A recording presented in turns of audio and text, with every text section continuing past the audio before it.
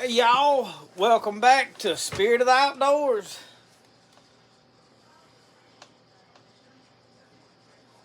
Let's see if I can get, something done come up set up. Brody has had my iPad, and he has quite got a somewhat of a sticky stuff all over it. So, I don't know what he got. He's got it logged in on his mama's. Oh Lord, this wanting an update. I may not be able to read no comments. I don't know. So anyway, how y'all doing tonight? I've been swapping over footage. I've been playing in the woods this afternoon. Lord, they want to update these apps, and this iPad right here is old. It said download an older version.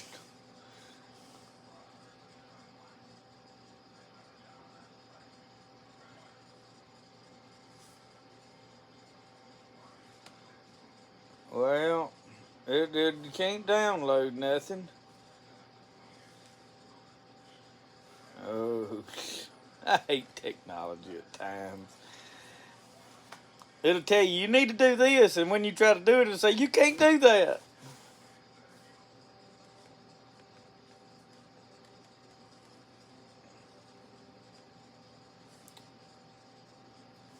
It says quit or update. Jesus. I didn't know it was not working. Brody has had this thing and he's got so much stuff open on it.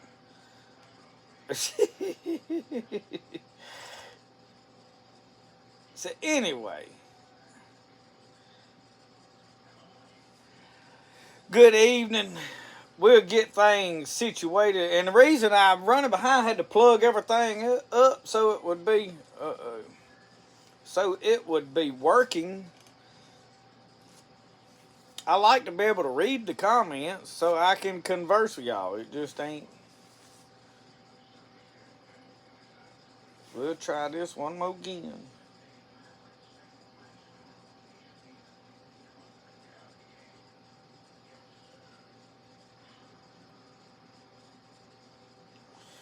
It keeps saying download. I keep tapping it. I don't think it's going to allow me.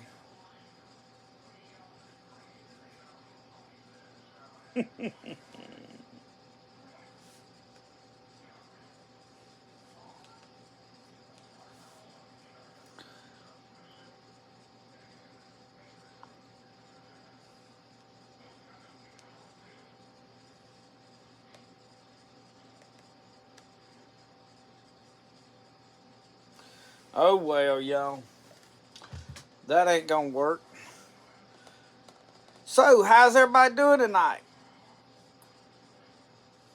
May be bored now when I can't read none of your comments. I had to read stuff as it pops up on the screen right here, and I can't see it real good, and it pops up and vanishes, so I can't scroll through and see what is being said. But anyway, uh, and I keep wanting to fix this.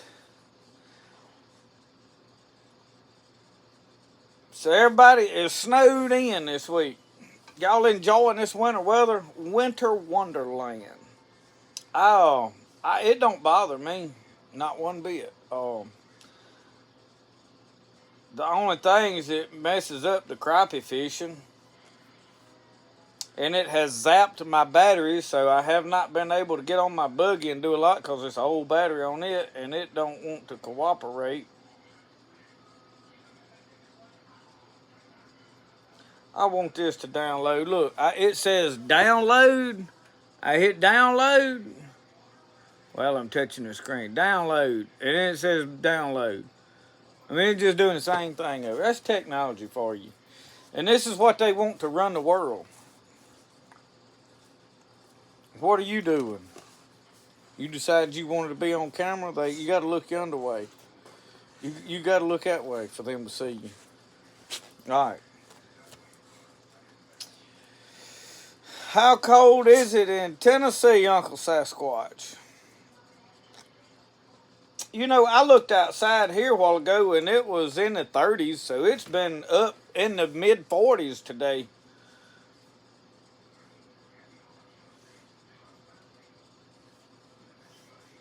How do you restart this thing? Power off. I'll restart it and see what it is. It's 17 degrees. The other night when I was out there filming that stew cooking, when I came in at the very end, it was about 9:30, 10 o'clock. Because I took my time cooking it. It wasn't that late because we was through eating by 10. It was about 9, somewhere around 9. It was 18 degrees. I know I looked when I come in. So I don't let the cold slow me down too much. But now it's supposed to be cold here according to what I've looked till Sunday, I think. So we got a couple more nights of cold weather, and then it's supposed to warm up and rain for like a week straight. So I probably won't be out doing a whole lot of filming next week. And I've got stuff coming that I'm supposed to do videos on. And when you can't get outside and do nothing, there may not be no whole lot of videos on. It's justinpeden@gmail.com.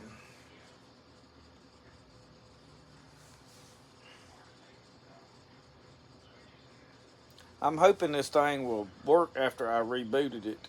Probably won't, but it ain't gonna work.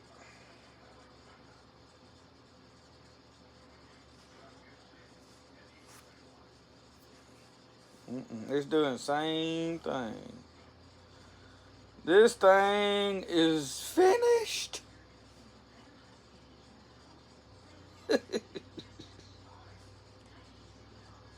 How you fix this? Somebody tell me how to fix this. Y'all all love to tell me how to do everything. Tell me how to fix this. Somebody right quick, come on now. Don't be slacking. Y'all know everything. Oh, Lord.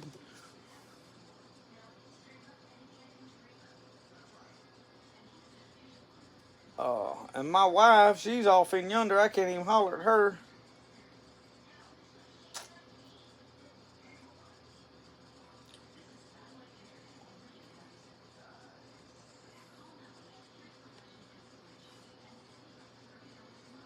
I know what I'll do. I'll delete the app. I say I will. It won't even let me do that. How do you delete the app on this thing? Oh, well. I'm tired of fooling with it. I'm done with it.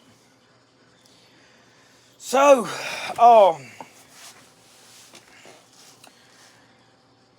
I went today, took a little trek, walked around the swamp, took Rosco. We wandered around and seen a few deer, seen a big old pig. Couldn't shoot at none of that with a 22. I did shoot at the pig because they're a nuisance. They want us to get rid of them, but I was wanting to get him and I couldn't. I thought I had more bullets in my gun than I did, so after 3 shots, I was out of ammo. He run away, a big old pig, too. Michelle, come here. I need a favor. Can you fix this? Can you come fix this? I can't get YouTube to work. Just make YouTube come up and work. Take it in your. It's gonna take you a little bit. I restarted the whole thing. Powered it off, powered it back on. That didn't help nothing. So I handed it to her. I let her go in there and fight with it. I love technology when it's working for me and when it does what it's supposed to do. When it malfunctions and it does not do as it is supposed to, I hate it. I've got a video pad editor on there, and I like it. I'm paying for it. I've got to get the payment stopped on it because when I quit using it, I had emailed them about it, and they never responded to me. And I guess they just realized they hadn't billed me for it, so they billed me again right after I deleted it because they wouldn't respond. And so I paid for it, so I got it back on there. What it was doing, it was backing up all my videos in a secret thing in there, and I couldn't figure out how to delete it. I was trying to figure out how to 800 gigabyte worth of files, and by the time I got it deleted, I had to download Clean My Mac and erase it, wiped it out, got everything straightened out. So I just started back using the iMovie, and the more I use iMovie, the more I like it. Now it don't do as much as some of the other ones, but for making simple videos, it's free. And once I learned some of the tips and tricks on it, it works just as good, or really better. It just don't have a lot of the one thing I could go through on the other one and have my color settings. But this one, I can highlight every clip and change the color on all of them at the same time. And then I have now learned how to go in and select all of them and add my crossfades to the whole thing instead of having to drag it down between each clip. So I'm getting faster with it. I really had preferred to edit on my phone. It's just a small screen, but I can kick back in the recliner and edit. This, I have to sit in here and stare at this, and I don't. This chair ain't comfortable. I need a new chair is what I need, but I need a lot of things. I need a battery for a buggy first and foremost, but I have not made a trip to town to go purchase one. It'll probably be Monday before I go. However, I may pass through tomorrow. I don't know. Casey Gray is trying to get me to come tomorrow down to Beanville and hunt with him down there at Beanville. And I have never been down there, but I'm gonna be honest with y'all. At this point in deer season, I am so over deer season. It has been such a disaster for me that I'd rather squirrel hunt. I'm not a huge deer hunter anyway. I like the meat. I mean, I enjoy deer hunting, but I mean it's a lot of just sitting there for the most part. I like to walk and wander and see what I see. And the next thing is when you kill a deer off where you've wandered off into, you got to drag that thing forever. And I don't know. I'm without being able to have a place that you can just drive your buggy right up and load it up when you do shoot one, it's fastly not being fun for me anymore. And I don't have a place to hunt. No landowner around here will let me hunt on their place. And so I'd rather go the swamp squirrel hunt. And there's not that many deer in that swamp down there. It ain't gonna update. But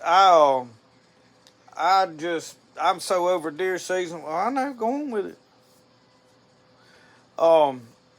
And I'm just gonna, I just rather squirrel hunt. So, I mean, even going down there and walking around a brand new place that I ain't never been, don't know no sign, I just ain't motivated to even want to go. And I wanted to muzzleloader hunt some, and we were in primitive weapon for about 2 more weeks. And without the muzzleloader, I got the 45-70s. I could hunt with them, and I just ain't motivated to go deer hunting. I'm really ready to start crappie fishing, and I have fished these little old creeks around here in these videos, but I am done with that. It's not really fun for me to go back here and stand on the bank and just catch them in these little old holes. I'm ready to go to some places that I want to find new things. So some of these places you've seen me fish is private places that I can get into. Now, I fished back down in the swamp some, but it's fixing to get flooded very fast. Probably next week with all the rain, fishing in the swamp will be out as far as crappie for a while, till the water gets back somewhere squared away. And it depends on how much rain we get. They've got a good bit of rain for every day, looks like for a week straight, which it's not going to rain solid for a week straight, obviously. They just put that on the forecast to cover their hides. But I've got some places that I want to take the War Eagle And I may go experiment in the rain next week with it, and but I have got a lot of pottery I need to get made. I wanted to make some knives, but this week I thought I'm gonna make knives the last couple days when I get these pottery orders done, and it was so cold out there that I just didn't feel like standing there grinding in the cold, and I just didn't. So no knives got made. um, and I've got a lot of people begging me to make knives, and take orders, wanting to send me money. I'll make a few knives, but y'all, I'm not just a knife maker. I'll make a few, but there's probably no way in my life that I'm gonna make all the knives that people are wanting.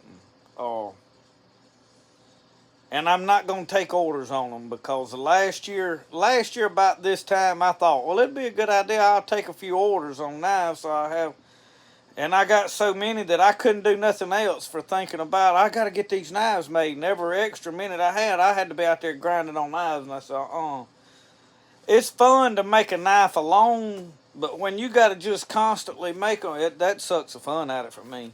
So I'll make a few alone, and I have promised some people some, and I've got to make them, and every time you make one, it's just, I don't know, it gets old after a while. I like to do something different. If you get stuck doing the same thing over and over and over, it's like the crappie fishing. If you go to the same spot, catch the same fish over and over, that ain't no fun.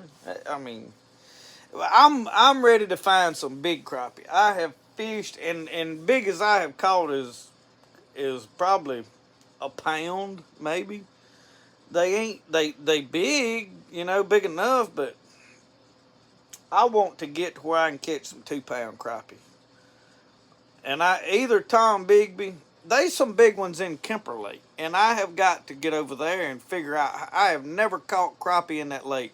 I can catch bass in it, and I know some boys that go over there and catch them, but I don't know right where they're fishing at. And I hadn't every time I have went over there and looked for them a time or two. But I have not had no luck. It's real clear water, so you've got to fish out from the boat, which is no problem for me. I'll take a spinning rod and throw it out there and do that. And I can fish out from the boat, so it's no big deal on doing that.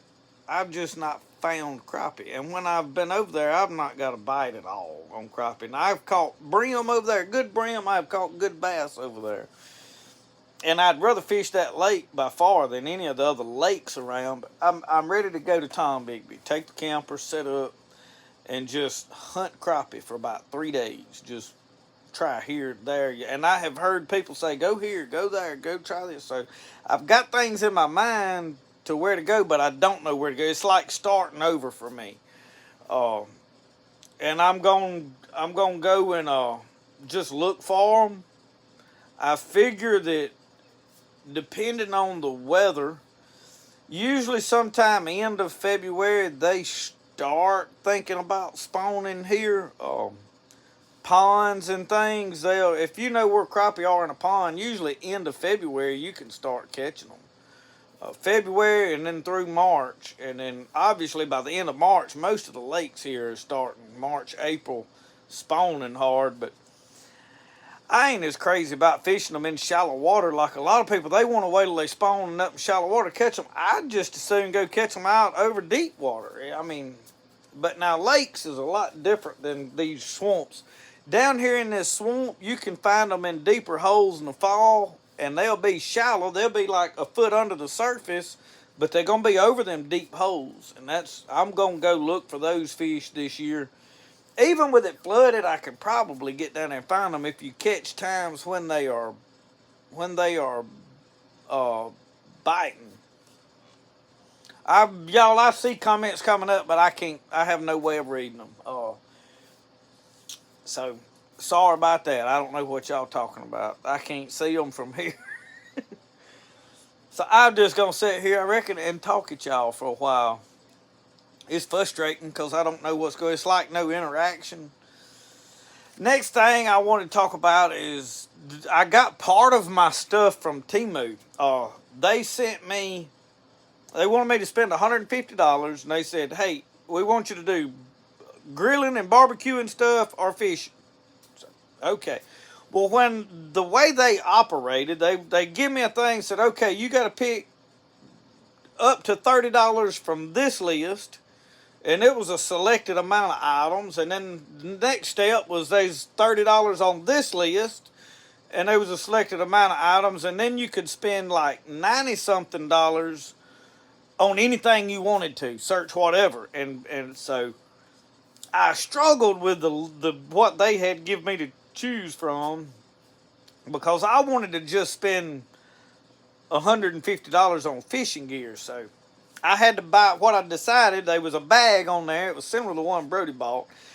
I tore the handle off my Crappie tackle bag. I've got two tackle bags. One that I change out, and it's just got basic stuff in there. And the next one, I just put just crappie stuff in, because sometimes if I just go take the canoe and I'm just crappie fishing, I'm I'm set up for that. So I bought my crappie bag. The handle tore off of it. It was old. I've had it for 15 years. Well, probably since 2007, somewhere along in there. So it's almost 20 years old, I reckon. It was time for it to tear up. It was a Cabela's bag. I had ordered it on the internet. It's been a good bag. And so I ordered basically a green backpack, army-looking backpack, just to stick them trays in, and then I'll stick packs of baits in there, and that's all I need. I've got a different one you seen. It was an old bag my dad had that went through the fire, and the straps is melted and this, that, and the other, but it's good enough to stick a few trays of tackle in. So anyway, I found a bag on there with that part of it, and I ordered a knife. Y'all seen these CRKT knives? I think that's right. It's just a little small flip. It's a lot like my Buck Langford. It was on there, and I got it just because, it's a knife, and it was a name that I had seen in Smoky Mountain. It was cheap. I don't know if it's in the can or not. And I had to get a dry bag. There was a dry bag. I thought, well, I can use that on over in the summer. I've got 2 or 3, but getting a canoe, you can always use another one if you don't put camera equipment in it. So then when I finally and I found a few fishing things on there. I think I bought a reel off one of them lists. And so what I wound up doing is I got 2 telescoping poles. I already have a reel that came from Temu. I had traded with Big John. We did some horse trading on some stuff. I put a handle on a knife that he had for him, and we traded some stuff out, and I got a reel out of the deal. And it's a good reel. I have never put line on it. So I took and ordered another rod that's a heavier telescoping rod that I'm going to put that reel on so we can walk and crop and grinnell fish possibly. And then I bought a telescoping smaller rod bought a reel that we're going to set up like my mini rod to crappie fish. And I bought some, I don't know what pound it is, some high-vis orange braid line off there. We're going to find out how it holds up for crappie and panfish. And I don't know how I'll go about it. They wanted a 10-minute video. There's no way I can make it. So I'll probably wind up having to open it up and be briefly go through it and be like, here y'all, and then do some fishing and try to put a 10-minute video together. And then I'll go back and we'll go through all of it and see. So I ordered some baits, several different baits, jig heads, underspins, bunch of stuff that was just really cheap. The jig heads look legitimate. The underspins, you only know till you start playing with them. A lot of them cheap ones, the spinners will just come off. So we'll see how they hold up. But I did get a bunch of jig heads, and the jigs that I ordered look to be all right. I don't know if they're, they not Bobby Garland's or Mr. Twisters or all that, but, for the price they was, we'll see if we can catch fish with them.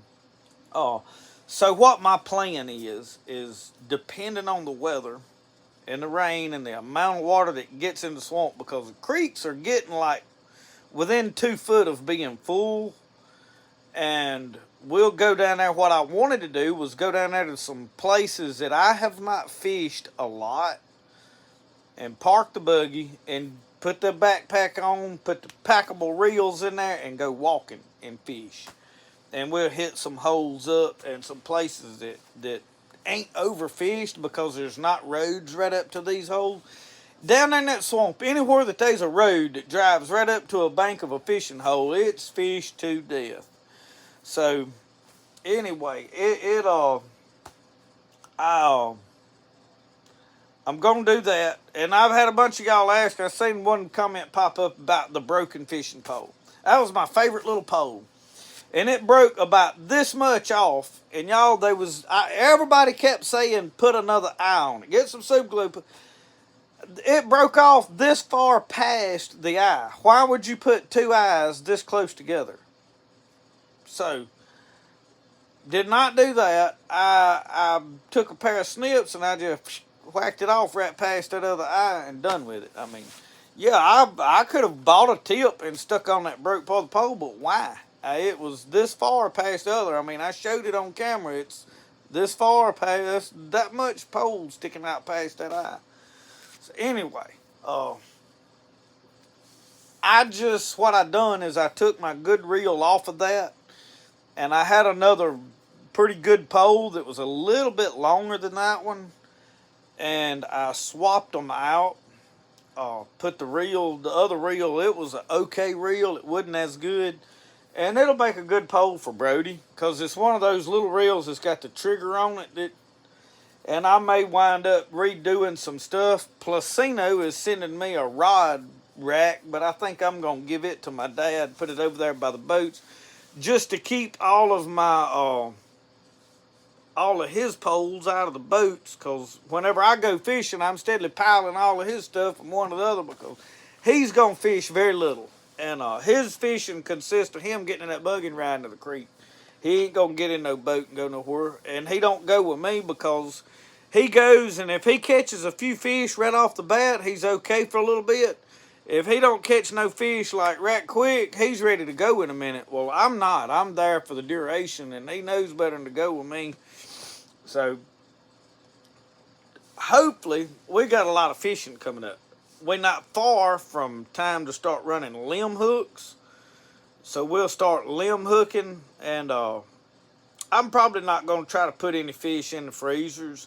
Last year we did catfish, and I filleted them and just stuck them in the freezer, and I think I still have one bag of those fish in the freezer. So this year when I fillet, if I catch a bunch, they just going to get fried, or I don't know. I enjoy fishing. You can't eat but so many fish. And I'm not going to put fish in the freezer. I'm not going to can fish. I've had people say, well, you can can them. Yeah, but it's like the stew. You know, y'all, I canned the stew back from when we had the cooking in the fall over here. I think I had like 5 quarts. I canned them, pressure canned them, and they still in there. And we decided we wanted to stew this past week. I cooked a whole nother stew and filmed it, which I wanted to make a stew cooking video, and some things it don't pay for me to can and put up. It's not stuff that I can pretty readily go get. I enjoy fishing more than I do hunting. Hunting is more work to me, I think. Not squirrel hunting. I enjoy squirrel hunting. When I can just go and walk the woods but deer hunting, I'll tell y'all my problem with deer hunting. There's so many people around that deer hunt that is so competitive and greedy and don't get on my place and don't come around me it's not any fun. I mean, it's like, that's my deer. You know, you messing up my deer hunt. It's a deer, you know. It blows my mind how sideways people get over an animal, over a deer, you know. And they think that whenever they kill this big trophy deer like that, that's the only one there is in the state, and they have killed it and they're number one.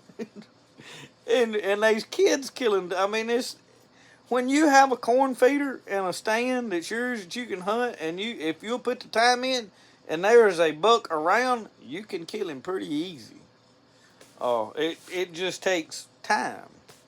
You got to sit there a good bit so that when he does come up, you're there. If you hunt it 3 days a year, you probably not gonna kill him, And I think a lot of people that don't kill very many deer is because they got too many places to hunt, and they want to hunt this stand and then that stand and then over there and then over here. Well, if you'd hunt one stand faithfully, that deer come through there, but they want to hunt everywhere, and they don't want nobody else hunting nowhere, and that's why I'm like, you know what? You can have the deer hunting. I'm not interested. It's not fun to me. I mean, if you kill one and you put if I killed a deer and I put a picture of it on Facebook, and be like, look at my big deer. I've done this in the past. People hate you for it. They'll like the picture, and congratulations on your buck, and then they hate you for it, jealous, and I just think it's not worth it to me. And I see this. I tell you that I have seen families fall out and have nearby fights over deer hunting places. Friends that don't speak no more over deer hunting. It ain't worth it. You can go fishing and people about leave you alone. You can be fishing and another boat come up and be like, hey, y'all catching anything? No, we ain't. They bit down yonder. Most people's okay. Now, I will tell you this, crappie fishing, they'll get sideways. If they think you catching crappie somewhere, they won't in on that. I want where them at, where they at, And most of what I caught, I've had people want to know where I was catching crappie, and I'm not going to tell them because, number one, where this place is, you got to cross private land to get to it, and this man, he don't want nobody on his place, really. Really, I have to be careful about me going on it, and I get people asking, where are you catching? Well, I can't tell them because I can't give them permission to go across this other man's place to get there. And what it's going to do is it's just about to cost me being able to fish there. So I see people crappie fishing. They'll get crazy over it. My bowfin, don't nobody want to fool with them. I can catch all the bowfin I want. There's a handful of people that won't know where my grinnell hole is. And most of them already know where it's at, so it ain't no big deal. The catfish, they pretty much run in the whole river, so you tie a limb, a hook behind any limb and catch some catfish. So everybody can kind of catch a catfish in the spring when they running like that. And brim. Now, if you really find a good brim bed in the swamp, people kind of want to know where they keep that a secret, but for the most part, they just bring them all up and down. I mean, I go down there and can't keep them off my hook when I'm trying to crappie fish. But this year, I'm hoping that I do things a little different and we hit some big water. I want to fish places I've never fished, and I want to learn. So, I want to make videos that are successful. So I'm just going to tell you, there'll probably be some initial videos more about, hey, we're in the boat, we're fishing, we got new this or new that or whatever, the experience, because until I find fish, it's hard to film a fishing video, because if you're just catching a fish here, there, and yonder, then you have to run a camera non-stop, just hoping that when you catch a fish, it's on camera, because I mean, and a lot of times what I do, like if I'm in the canoe, I turn the camera on whenever I felt a bite. Or if I've caught 2 in a row right here, I turn it on and leave it running because I know there's probably another one in there, such as that kind of stuff. But like bass fishing, especially like a lake, when you just throw and hoping you get one, either you got to leave the camera running the whole time you catch one, or you got to hang him and then turn it on and video reeling them in, which is fine. You caught the fish. It's not like you're faking or cheating or doing anything. You just didn't actually get to that expression. So till I find fish like at Tom Bigby, it'll probably be. But now another thing I want to do is I want to do more camping this year. I have promised camping videos, and last year I spent, which it flooded early in the year, and I catfished, and it just, by the time the water went down, I was so busy I couldn't. But then I spent a lot of time remodeling this camper out here, and I worked on it. We took it out one time, and so this year I hadn't got anything that I am planning on doing other than I have got one raised bed. I have got to redo some raised beds for my garden. And then I'm going to consolidate my gardening down to where I ain't overwhelmed with it. And that is another thing that robbed me of a lot of stuff. Is in the spring, I got chickens hatching, gardens to be planted, and seeds to start. And there's so much going on that the camping and the fishing gets kind of... And this year I'm going to camp fish. And the chickens is probably going to have to take care of themselves in the garden. This year gardening is going to be minimal. I have planted so much over the last several years, and then honestly, y'all, we back up and we let a lot of it ruin. There's a lot of squash it ruins. You can give some stuff away at first. Last year, y'all, I tried to give people tomatoes. They didn't want to have to can them. They didn't want to food with them. I tried to give away squash and zucchinis, cucumbers. I didn't want them. And if you got to beg people to take stuff, there's no point in working all of that. Because the only thing that we really put up is some corn, some peas, we can some tomatoes, and that's it. All them cucumbers for pickles and such as that, I don't eat a lot of pickled stuff. I don't even like it. I'll eat a few pickles. A jar of pickles will last me a month and a half. I eat a dill pickle wedge alone. I don't like sweet pickles. My wife loves them, but she don't eat that many of them. I like pickled okra, but 2 jars of it will last me. So we do cut up some okra and put in the freezer, but you know, it just... you can plant a little of something and get all you want out of it. I plant so much that I'm steadily working it and fighting it, and then the critters start coming in and eating it up. Like the peas, the deer wipe them out. I planted a pile of peas just so that I could get enough. They couldn't eat all of them, and there's like 2 does out there, and they eat up everything. And I hated to kill them. I imagine this year I'm going to just shoot them. Be done with it. Because, I can't even hunt them. Like right now, I hadn't seen them really to shoot at when I'm down there. I could probably kill them during this muzzleloader season if I wanted to back here over a corn feeder, but I don't know. Anyway, just plans and thoughts for what is coming up, what is going on. So anyway, talking about the Temu fishing stuff, we got part of it. I'm waiting on the other part to come in. Don't know when that'll be. I filmed a outing today where I walked around the swamp. We just kind of got out and made some coffee down there on the creek.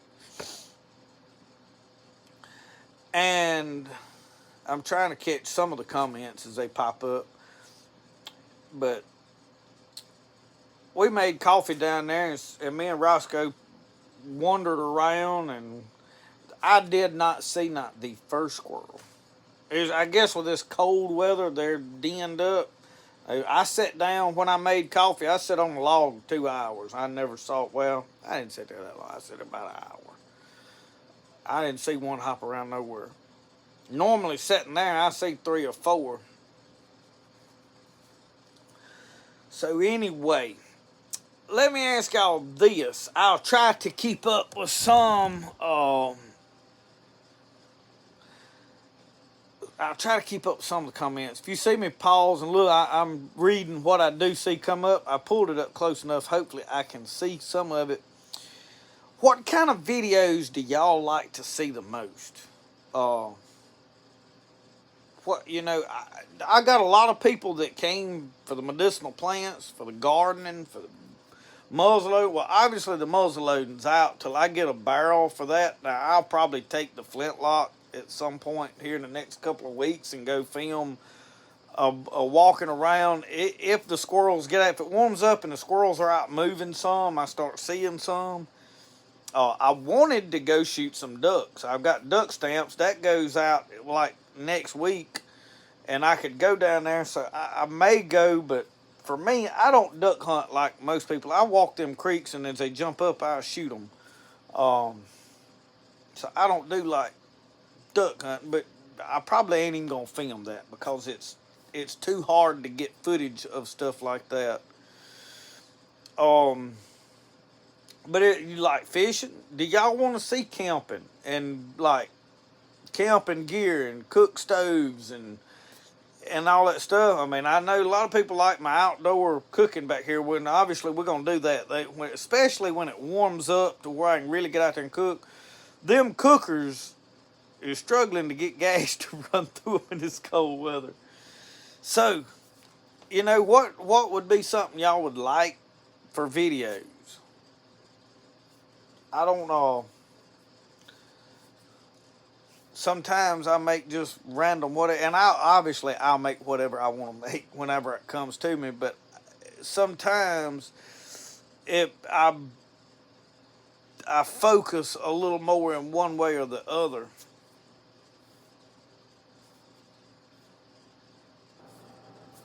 Go wild boar hunting with a slingshot.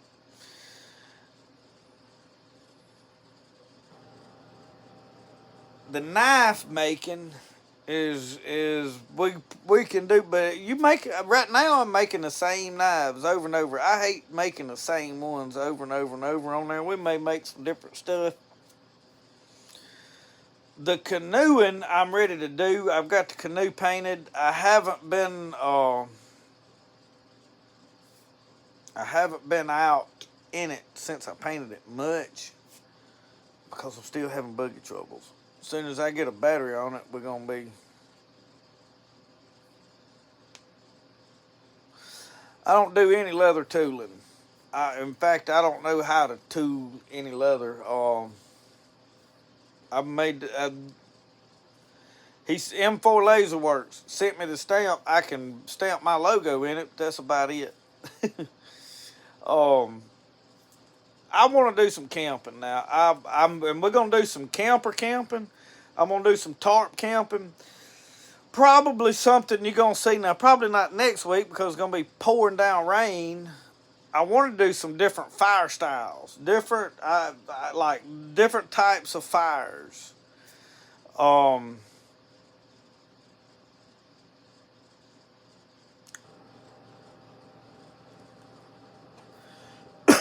um, I'm reading comments as they come up, obviously. Now I lost my train of thought. That's why I can't read comments and talk.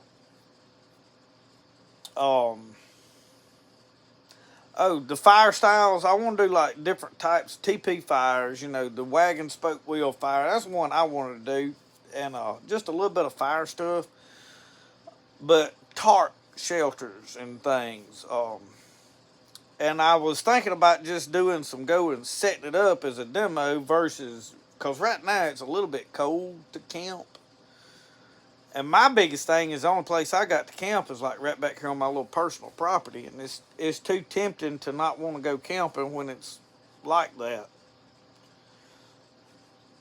We'll be doing all the just-in-times. We ain't going to quit doing them. That is really to me not like I'm making a video. That is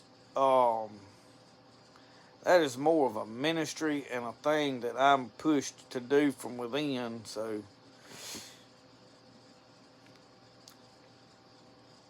deer season is just about wound up here. We got a couple of weeks of primitive weapon, and we may get another deer hunt in down there. It's so late in the season that I don't know, my motivation for deer hunting it has been shot. I'd rather squirrel hunt.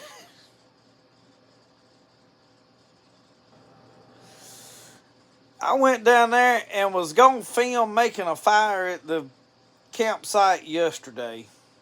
And I fooled around and made a cool video. And nothing would go right. Every time something would go backwards, and I just deleted all the footage. If y'all knew how many times I started to film something and stuff ain't going right, I just delete it. Because you can tell once you get frustrated with something, it shows through into the video. So you well to just cut it off and just forget it. Start over tomorrow. Any of you out there, that's another piece of advice. Any of y'all out there that's filming YouTube videos, if while you're filming and you get frustrated, everything can go right, just quit. Because you can tell, and it affects the whole rest of the video. People can tell.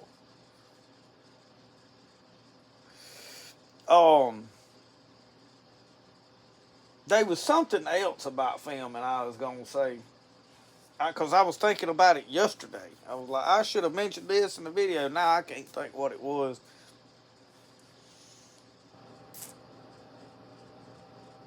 And I thought maybe I would do some late season trapping while it's cold. Our fur is probably just now decent, and it ain't never great.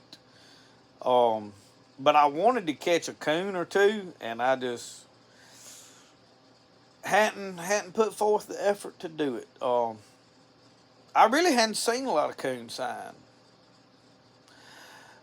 We don't have anything to flint nap here. There's no, we got sandstone, that's it. So flint napping is not even a thing in this part of the country. The Native Americans here in the old days, they had to walk to the Cherokee Mountains up there and trade with them folks to get them some flint rocks. Otherwise, they had bone tips. Fire hardened spear points and such as that. We don't have flint here. I don't even know of anywhere really and you can drive to maybe in an hour, 2 hours you can be to where I don't know. Depends on what direction you go. I would definitely have to go east into Alabama.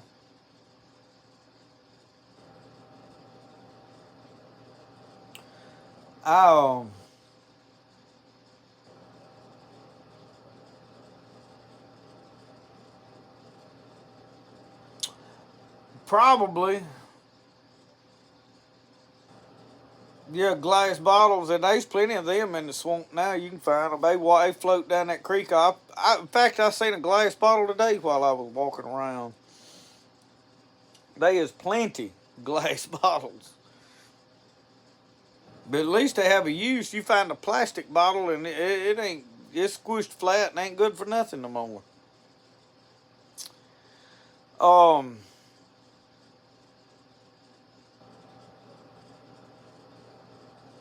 They ain't got no horses. My dad-in-law's got a horse, but I don't even know if he got any tack to ride it with. I hadn't fooled with a horse.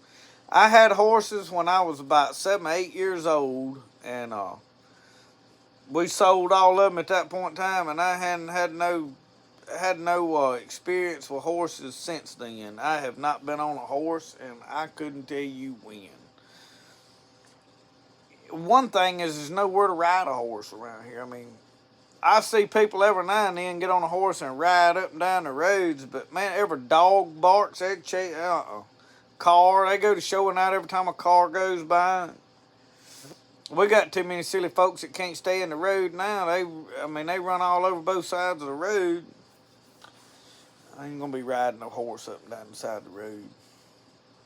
And you can't ride it in that swamp back there. They illegal to ride them there. If you could use a horse down there in that swamp, then I would own a horse. But they won't let you ride them down there not during hunting season. I don't think you can be in there anytime.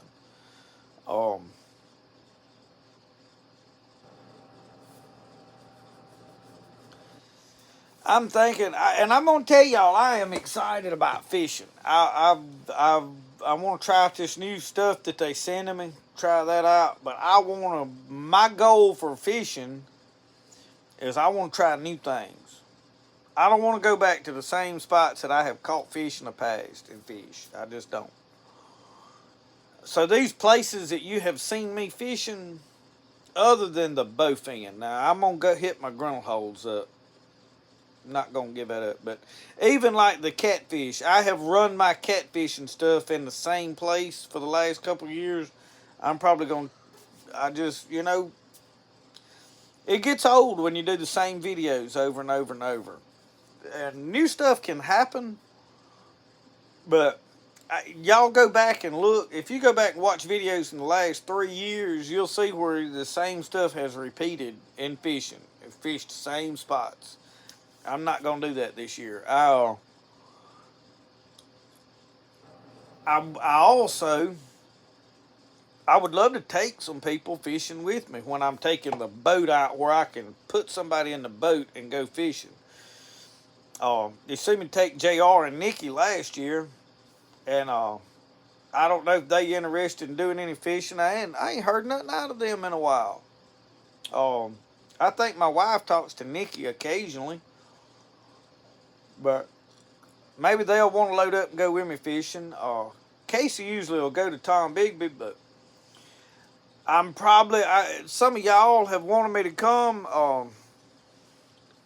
I really am planning on going and taking the truck. The reason I have a tarp on the back of my truck is I want to load my fishing gear in there, hook to one of my boats, and or either put the canoe on the top, any of it. Leave and go somewhere that I can park my truck and sleep in the back of the truck or camp right beside the truck and fish. And those are videos I want to make. I want to go explore new places that I ain't never been. So if y'all know of places, have suggestions of places to go and do that type of stuff, let me know where those places are. Obviously, you can search campgrounds like Pickinsville Campground and up there on the Tom Bigby. I mean, I think it's about $20-$30 a night to spend a night there. But it's not really, I mean, there's camps everywhere. I want to be somewhere I can just pull up and, like, there's not people, like, camped right beside me everywhere.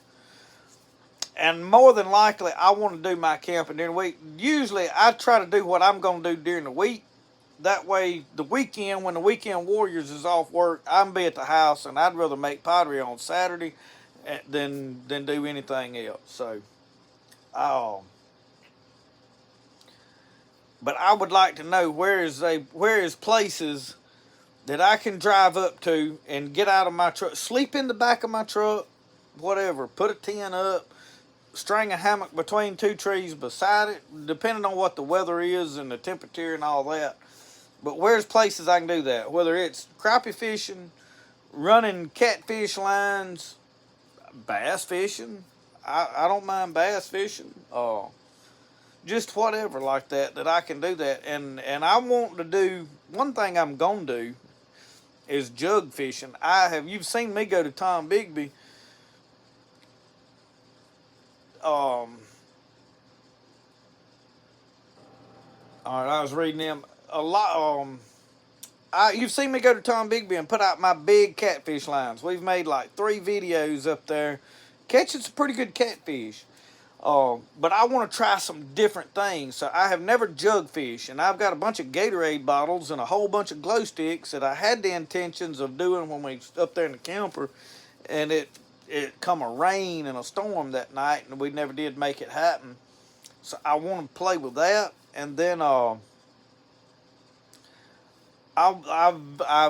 of my buddies has told me about a different way to do some lines.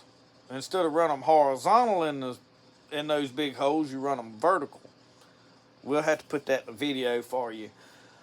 So those are 2 things that I haven't done before. I don't know much about noodling. I'm not going to sit here and say I ain't going noodling. I'm scared to do it. I will say I'm a little leery about running my hand off up in any hole. There's certain times of the year to do it. I know you usually got to wait on over in later summer.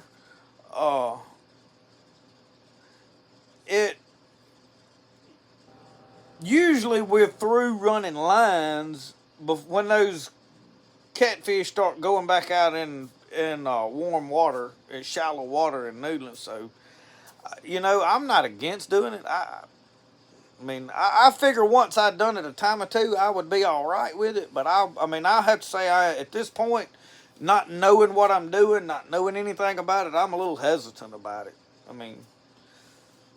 I have tried crazier stuff, so. Gallon jugs, no. You can use a quart Gatorade bottle.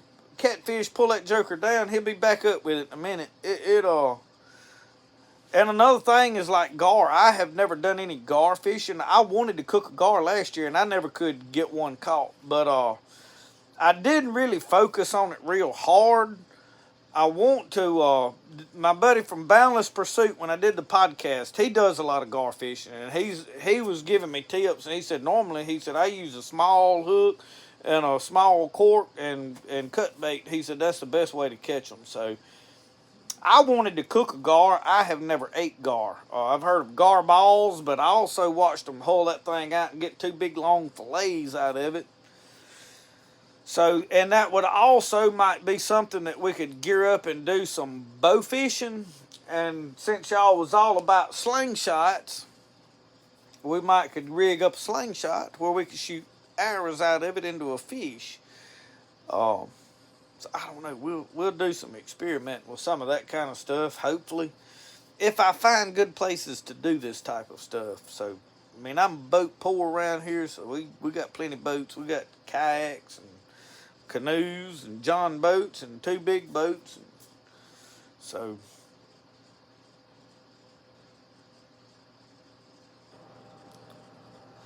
I wanted to make a knife sheath with a bowfin. I've got some bowfin skins out here where I cut the fillet them, and it just ain't. I've got too many projects. I just hadn't got out there and done it.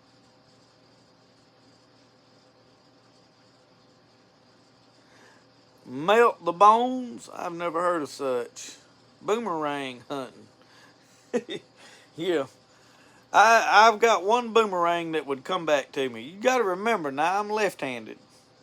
They don't make many left-handed boomerangs. They all for right-handed folks. Last time I throwed a boomerang, that thing like to cut the top of my head off. Underground, we need to set up a date, and I need to figure out how much it costs for me to get an Alabama fishing license and let me get down that way. We're going to make this trip happen at some point. Last year, I went over and deer hunted about this time of year with Don Lanier, and I've probably got time to make a trip here before long. I need to come up with some extra spending money before I plan an endeavor off. But how much is an out-of-state license? Catfish is unclean to eat. Don't tell people in Mississippi that. Oh Lord, they'll crucify you. You don't be getting on there saying that to Mississippi folks. Oh, they'll they'll tear you 6 ways from Sunday. Let me pull this up where I can read these comments, y'all. Just need to. I wish I knew how. Yeah, I do know now.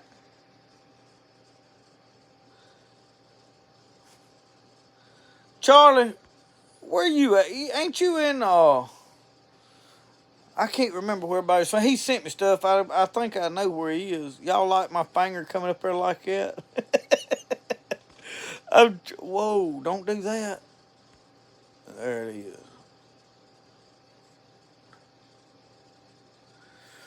Hey, y'all, I tell y'all what we could do. We could take that Amazon bow and go shoot us a rabbit with it. The problem is I have to do it right at dark when them rabbits come out. We may go one evening and see if we can shoot a rabbit with that bow. Now, if it gets a little dark on us, would I get in trouble with a bow? I mean, you can't headlight them, but what if we use a lantern? I'll be honest with y'all, I about quit making archery videos. Every time I make an archery video, I get 200 comments about how you need to change this. I'll help you. I'll fix your archery shooting. I'll make you shoot. Yeah, Jeff, you done missed all. We done had all the fun. So we done figured out the iPad don't work. And we planning fishing trips is what we are doing right now. Me and Underground, I'm gonna go down to McIntosh, Alabama. How much is an out-of-state fishing license for Alabama? I need an Alabama fishing license anyway. I ain't gonna do no Alabama deer hunting. Backyard, we've got to make our homemade fishing pole. They still hanging up. My buggy just, I don't even know, regular old, um, I really don't know. I'll have a battery though. I don't want nobody buying me a battery. I'll have a battery next week. I just got to go get one. Well, Jeff, you do some fishing down there off the coast, don't you? I done had several people invite me down to. I've been invited to Louisiana and the bayou down there and hunt. I was trying to read that before it went away. And I can't, y'all. I'm gonna be honest with you. A lot of that stuff. If you seriously about inviting me somewhere and you really want me to come, go like on a fishing trip or something, I need you to either email me or make sure you get on my Facebook. And 65 for a year, that'd be the way I'd need to go, because if you spend 45 for a 3-day deal and then turn around and decide you going again in a month, that would, so. Oh, yeah. Right now, I've got every license Mississippi offers, and I have not even, like, trapping license I bought, I ain't even trapped. I did do some beaver trapping, so I guess that paid off. I went on one alligator hunt when I bought an alligator license, and I bought duck stamps, and I ain't been duck hunting yet. But you buy all that stuff because just in case.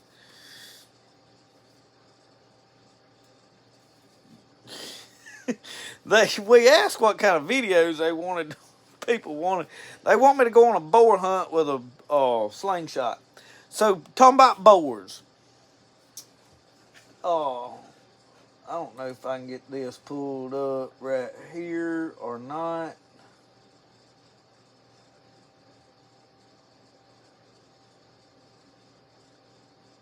I don't remember which clip it is.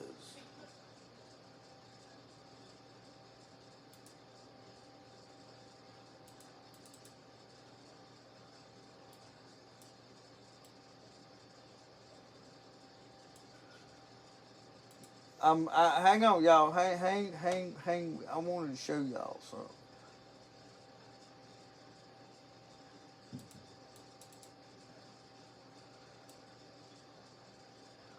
All right, right here in this clip. Let me see if I can make this full screen. Right there where you see that arrow. You can't tell, can you? Anyway, right there, that dark blob is a boar hog. And then you're going to see the camera jumble all around and watch this. Look at there.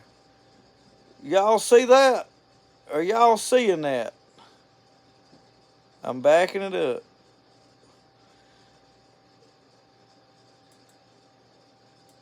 That was today. That pig was pretty good size. I shot at it 3 times with a .22 rifle, but I didn't do much count. If I'd have had more ammo, I would have, but I had done shot a couple of times, and so that got away. But I did see that today down there on my Endeavor. I didn't have my slingshot. I could have, could have shot him.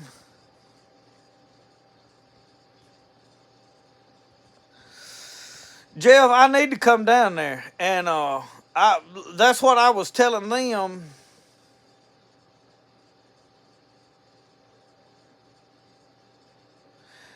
Karen Murphy talking about unclean stuff. You are well aware that Jesus told Peter, rise, kill, and eat, that he had cleansed everything.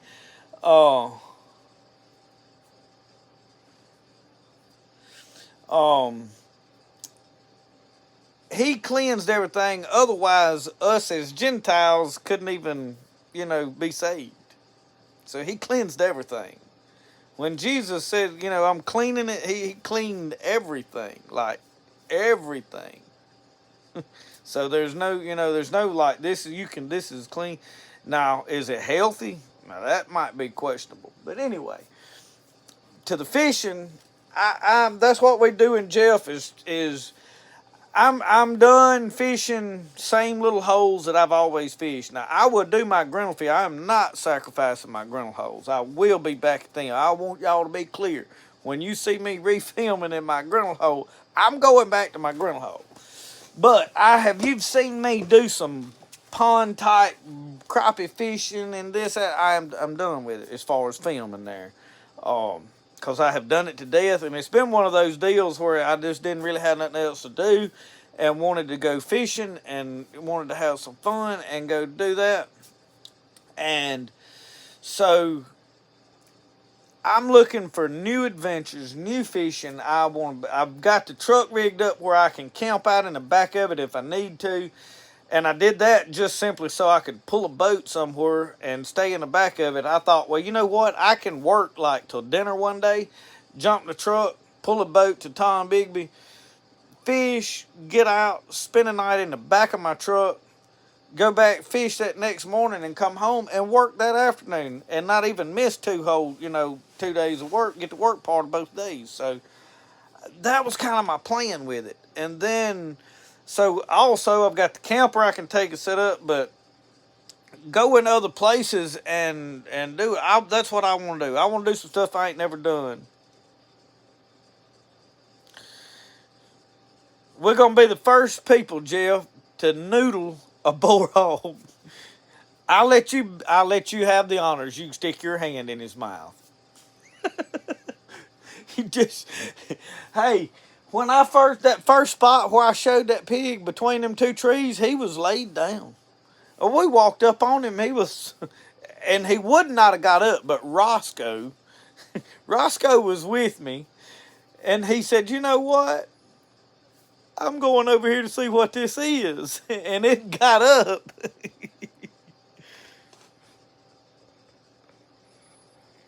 $58, that ain't bad. I can swing a $60 for a year. I want a year's life. I want it to be good so I can go fishing anywhere in Alabama, because y'all, there's some other places on up this way to run lines and stuff that's closer to me on the Tom Bigby. That's some good fishing over there. I know some boys that go over there and fish some. I don't know right where they go, but I know there's good fishing over there. San Diego, y'all gonna get rain this weekend?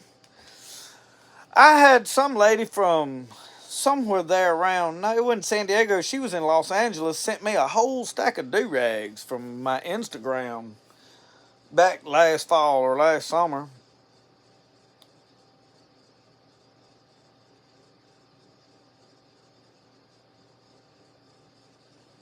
Oh, I was trying to read that comment as it come up. We're going to it never fails, we're going to wind up in a Bible discussion. I have to search things, and I should know, but right off the top of my head, Peter, I think it was when he was talking to Cornelius, I think it's in chapter 10 of Acts, when it's either 9 or 10, because it's at the episode of Cornelius, and he's preparing Peter to give the gospel to Cornelius, who is a Gentile. And those disciples, they thought, no, these Gentiles are unclean, it is not for them. And that was the whole deal with the animals still. See, some of the animals were clean, some wouldn't. And that's why Jesus sent a net down to Peter in a dream and told him, said, rise, kill, and eat. And Peter's like, no, Lord, those are unclean. I ain't ate them since my birth. I ain't about to eat that. And Jesus told Peter, he said, call not what I have cleaned unclean. So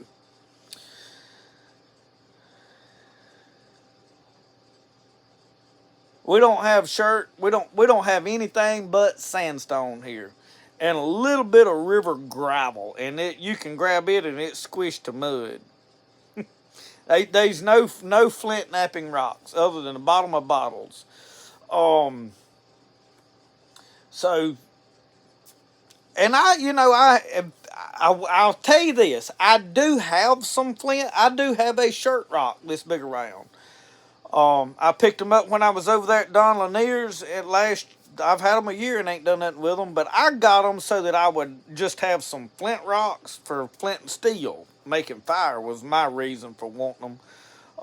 I know nothing about flint knapping. I have watched some old boys do it.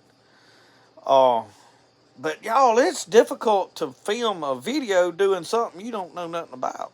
I mean, can you imagine how many people's gonna get on there and tell me everything I done wrong? And do you know how well I'm gonna handle that? I mean, it's like, that's the reason I don't make archery videos. Every time I make an archery video, everybody, oh, I can fix your problem. I can tell you what you need done. I just, I learned from experience. If I wanted a class on archery, I'd have went and took one. I'd go to somebody and be like, hey, teach me how to shoot. So I kind of quit doing it. And I'm going to be honest with y'all, the muzzle loading's slowly getting that way. Every time I shoot the muzzleloader, I get 200 people tell me everything I need to do and what I want to do different. And I just like, it ain't worth making the videos. I don't know. I'm got text messages popping up. Casey Gray's texting me. He's wanting to go deer hunting tomorrow bad. It worries him bad. It don't worry me. I'm reading comments on here.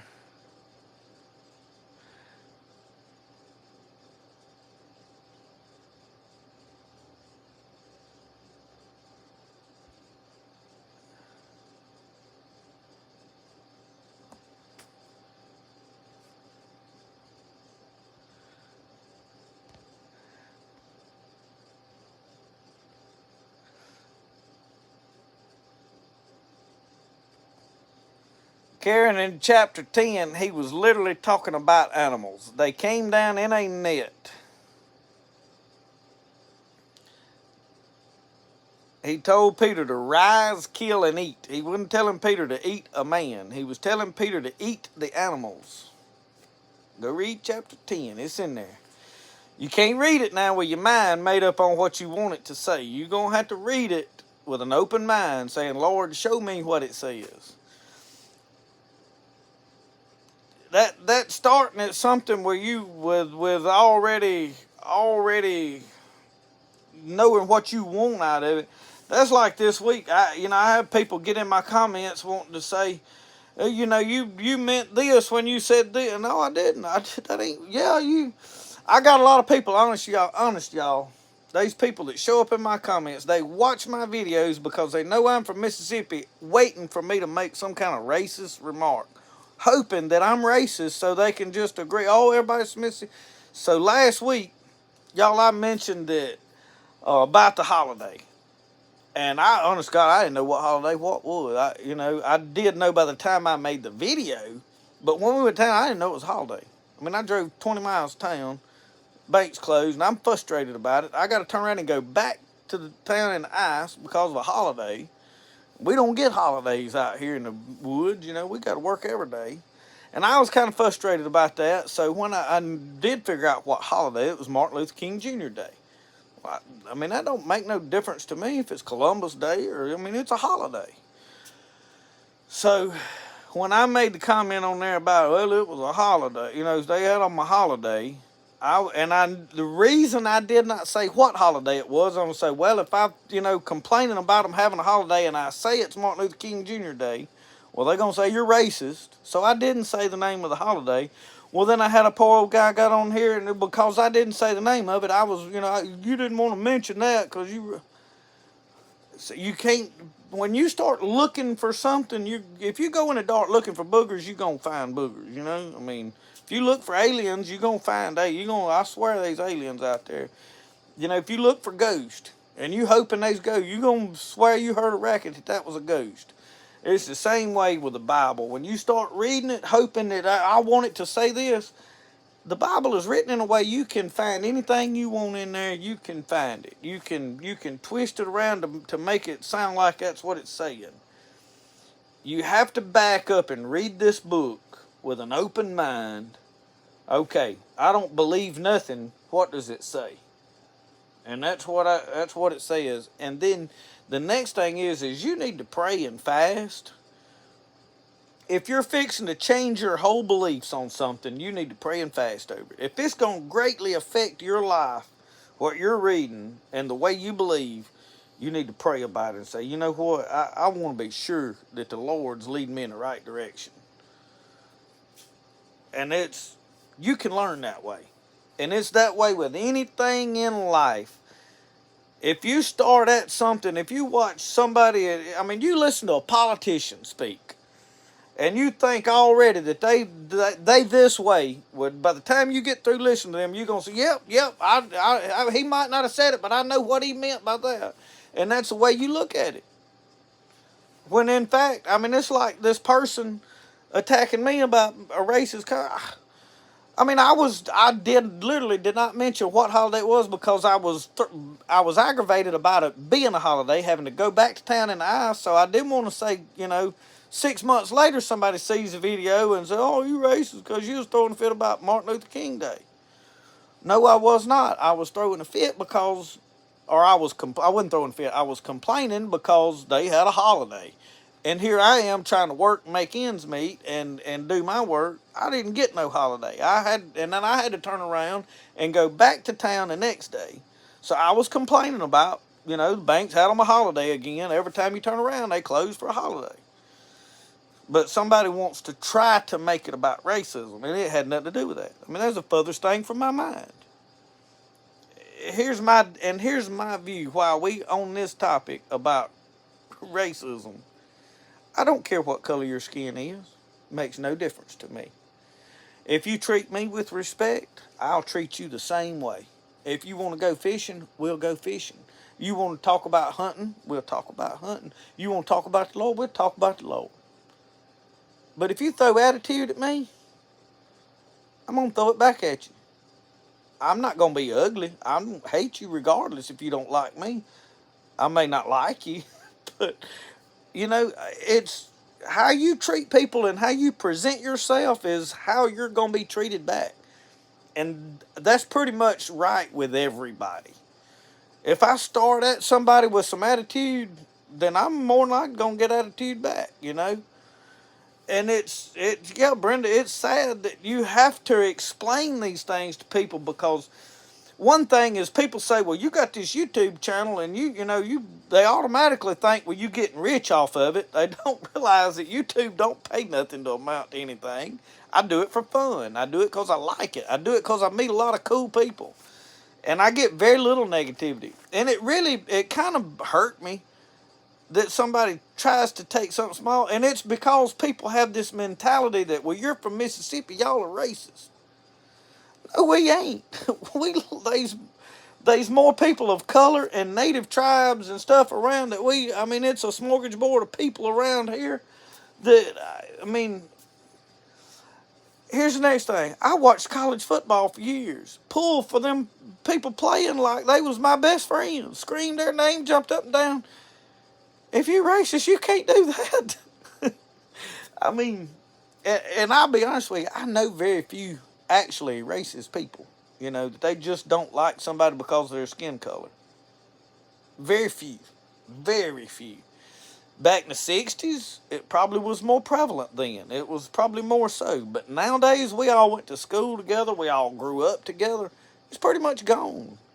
But I think it is pushed as a narrative to people that have no idea what life is like down here.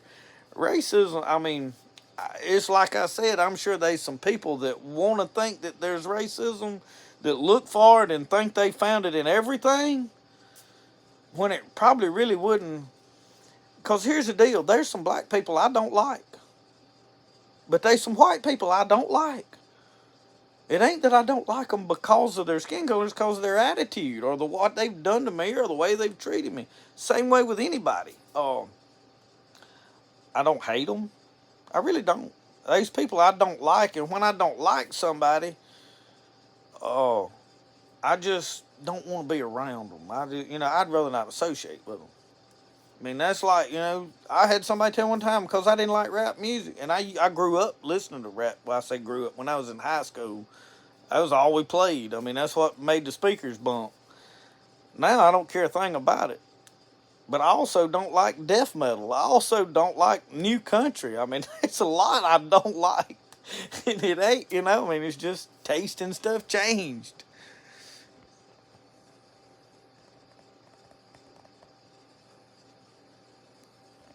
Yeah, Jeff, we was all just, well, we all went to school together. And we had very little problems in our school, really, between different races of people. We have the Choctaw Native tribe. We have lots of black people. There's a lot of Hispanic. I have worked with a lot of somebody will probably take this wrong, but Mexicans. We call them Mexicans because they came from Mexico. Nothing derogatory. And I'm gonna be honest with you.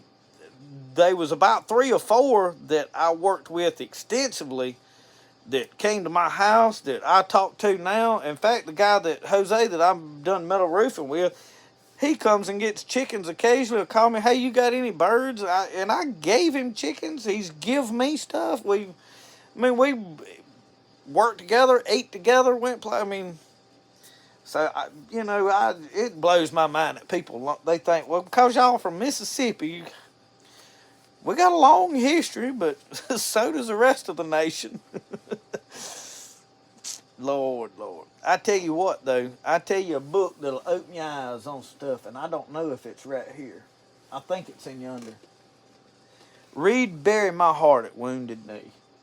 That's a very good read. It'll open your eyes and stuff because a lot of them northern generals that you think so highly of that was so great during the Civil War was the same ones that went through out west and annihilated native tribes out there.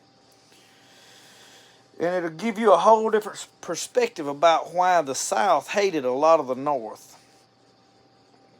Because when them northern generals come down here doing what they did down here, that didn't make it to history books. So, there's a lot of story in history that you don't read.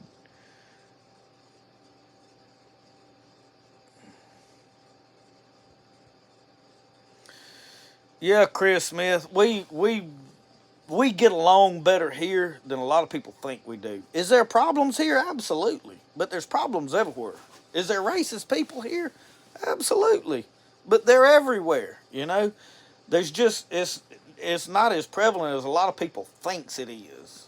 And I'm gonna tell y'all the biggest problem that we've got in this country now as far as hate. And that is the thing. Hate is wrong regardless of who it is. And that's between the Republicans and Democrats. And I'm telling you, better mark my word right now. It's going to come to a head before long, and it's going to be a major problem.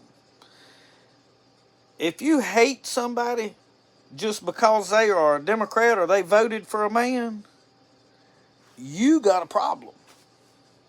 Let me say that again. If you hate somebody because they voted for a certain person, you have a problem. Because that Bible that I read says love your enemies. You can't hate nobody. And hating people because they're boomers, an older generation, or because they're millennials and a young generation, or because they voted Republican, or because they voted Democrat, or because of whatever. Hate's hate. It's not really different than racism. And I know people go, oh, racism, yeah, that's the worst thing. It's just hate. That's all it was. It was hate. And hate's wrong. Bible says if you can't love your brother whom you have seen, how can you love God whom you have not seen? And no, I don't think Jesus was white. Not the closest. Yeah, I got a picture in there on my wall and he's painted white on there. I don't really think Jesus was white. I think Jesus was Arabic looking, my opinion. Don't know that. So, y'all tell me what y'all think about it, I had to get that off my heart because after I got that comment and they trying to make out what I said like I was racist, it really burnt me and it ate on me. And last night I laid in the bed thinking about it. I'm like, I have really tried hard to make sure I keep things clean. I had some Confederate flags in my shed because I am Southern, because I'm proud of being Southern, not because I hate nobody. Just we proud to be from the South. Just like if you're from the North, you're proud to be from the North, and there's nothing wrong with that. So I took them down just because I said, you know what, somebody's gonna see this and take the wrong look at it, and it don't matter to me. I'm not so I gotta have them up that if it offends somebody, you know what? I'm just gonna take it down. That's my mentality because that's what Jesus said do. He said, if you offend the least of these, you've offended me. And I said, you know what? I take them down, and I have went to great lengths to try to make sure that things are right, because in my heart there's no hate there. There's nothing bad in my heart.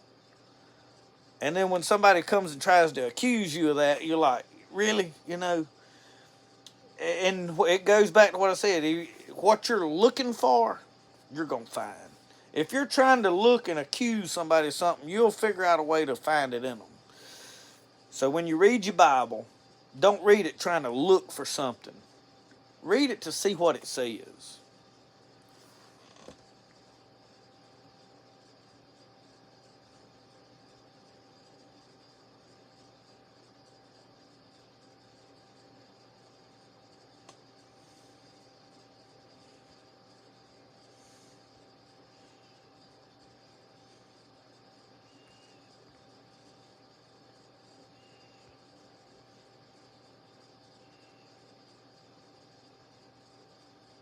I'm reading comments.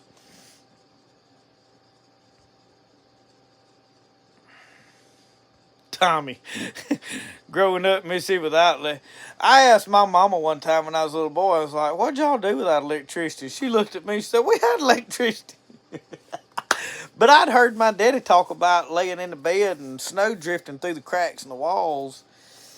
And, but now he really did, they really did come up bad poor. They sharecropped. My daddy and them sharecropped. And, I guess my mama's family did. I know they all picked cotton.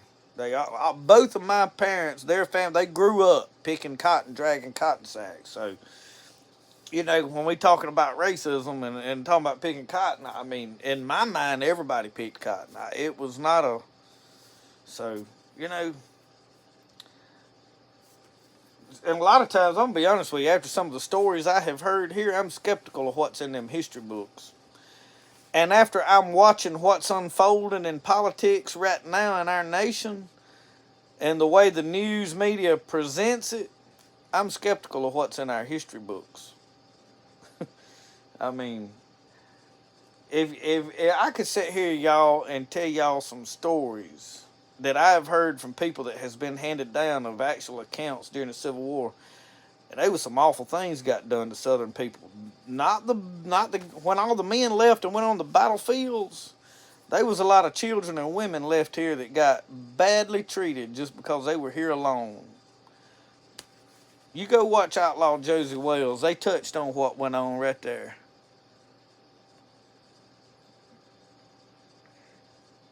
Yeah, Jeff, I see a lot of people that they think, well, y'all think Jesus is white. I really don't. I honest to God, don't think Jesus was a white man.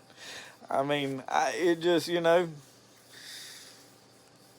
of that makes any. David Rushing, they was way more than Sherman. Sherman was one of the main ones, and Sherman was one of the ones that went out and annihilated the Native Americans.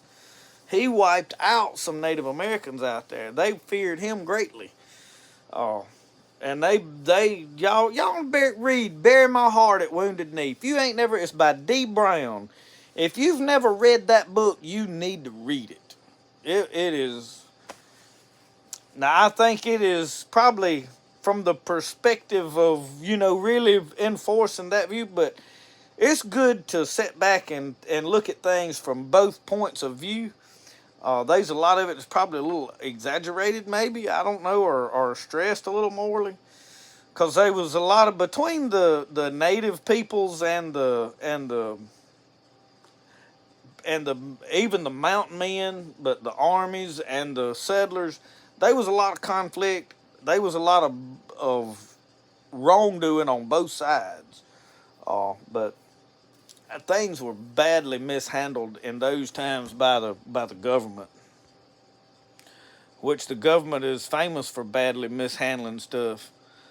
That's why I can't understand why people are so sold on, well, this government official is the one we need. I don't trust them. I mean, I vote, and I think you ought to vote, but my faith ain't in them. My faith's in Jesus Christ. He's the one gonna save me. Him, him, and me myself gonna save me. He's gonna save my soul, and I'm the one gonna have to save my flesh for as long as it gets saved. Cause I gotta feed me, I gotta keep me warm, and he'll do his part. I gotta do my part. That's why I say him and me. You know. But anyway, we my hobby and what keeps me grounded is in woods and fishing. Oh, I seen somebody that got Brenda. Me and you would get along good. But I'm gonna tell y'all something. I'm gonna tell y'all something right now. I love Barefoot. Oh, I love Barefoot. But let me tell y'all something. These concrete floors is cold right now. And look, I got on my thick socks. I got on my them. Hey y'all, them my thick socks. And I got on my moccasins too. Y'all, now in there by the fireplace, it gets fairly warm in there. But these back, I guess because I'm close to the wall and this concrete extends out onto the front porch, it conducts that cool up in there. Oh, it's cold. And I had an idea, y'all. Let me tell y'all about this. I didn't do it, so maybe one of y'all that's got plenty of money will do this to your house when you build. When you pour your slab, if you'll take that PEX pipe and you'll run it back and forth about 2 or 3 foot apart, you can go a foot apart, however much you afford to put in there, run that PEX pipe all in that slab and pour that concrete over it. And hook that PEX pipe to a hot water heater. Now you can do that hot water heater several different ways. You can do a solar powered out there. You can build a box, line it with that foil backed insulation with a reflective side in, put you a tank in there, put a piece of plexiglass over it, and just put a water pump on it. And circulate that water throughout the house. The only problem is this time of year at night, that water ain't going to be real hot. So you kind of need an electric deal or gas to heat it up. Probably now the new tankless water heaters would work, but you got to have something to pump that water. But anyway, you run that hot water through that slab, and it will keep this house a lot warmer, but it will run your light bill up out of sight if you're not careful. And that is why I didn't do it. I knew the idea would work, but I felt like right now, I was like, well, for that kind of money, I can put on a pair of socks and a pair of moccasins while I do that live. I'm going to do it in 3 or 4 years. I didn't really think that far in, but I was like, well, I can put on some shoes if it's that bad. And we have thought about putting some flooring in here, but what are you going to do when you got dogs in and out the house, y'all? Roscoe's, if you got an inside dog that just stays inside, you can do carpet and rugs and such as that. But if you got dogs that go outside and inside, you don't want no carpet or no rugs in your house. They don't last. They get so filthy. And there just ain't no way around it.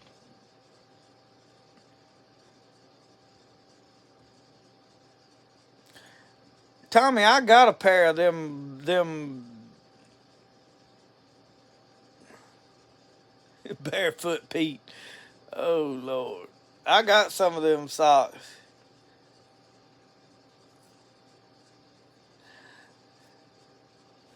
Y'all, out of 114 people, 72 has hit the thumbs up button. There is 72 thumbs up on here now. And I mean, that's great. That is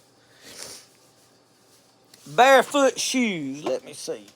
Where is my note? I don't know where I was looking for my water shoes. I don't know where they're at. I got them orange water shoes, and they look like they got toe prints on the bottom, but they just slip on. And I thought they was right here. They orange. There they are. They are. Let me. Y'all, I done about wore this pair out. Now, they like this, But this is a water shoe. I got this thing on Amazon, and y'all, these things have been excellent. I wanted to get me a pair of green ones to wear as moccasins, and they didn't have a good color. Now, I'm probably about ready for a new pair, but now in the summer when I'm stickers bad in the yard, rocks, like if I'm going down to the swamp and I got to walk over them gravels and stuff like that, man, that little bit of a thing in there, and you see these things, I mean, but I have wore them a lot, and you see right there is the only wear, and I think I hung that on something. The glue has held up, and I've linked them back in the summer on some Amazon links. Them things held together good. And I keep getting people want me to do shoe reviews and this, that, and the other, and I've done Hycia and Call, and so far both of them is excellent boots, y'all. In fact, they look like they're made in the same factory to me. I don't know that. They're made very similarly, but I've wore them Hycia boots extensively for the last 2 weeks. I mean a lot, and they have worked good.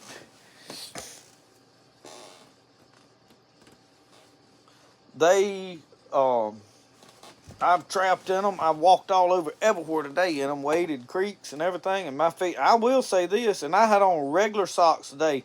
I didn't have on insulated socks, and my feet sweated in them a little bit. I'd walked so much, so I don't know. Ho, ho, ho. We're at 96 minutes. That ain't too bad. We usually go quite a while. So y'all, today I've got to get over here and edit this video. How do I,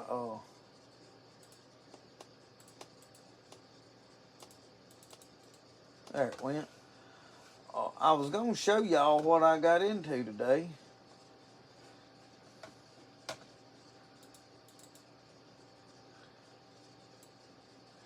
Oh, look at me sitting there with my, I got my camp stove out and my grill and made coffee down there sitting on a log. I may try to edit that and get that. I usually don't have time to edit a video tonight. And I usually don't have one ready for Saturday morning. I'm going to try to edit this one. I had a bunch of footage. I got a lot of stuff I got to edit out of it.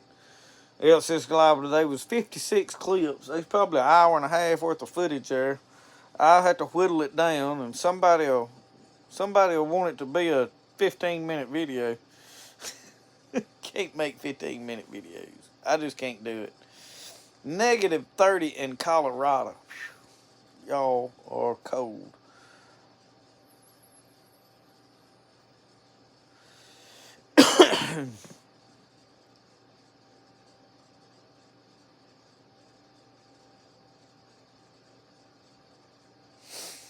So far, we got stained concrete. I will say this, mine needs resealing. But, you know, that requires pulling all of the furniture out and mopping it perfectly clean, getting all the grit out of it, and then sealing it and letting it dry, and then bringing all that furniture back in. It's a lot of chore to reseal.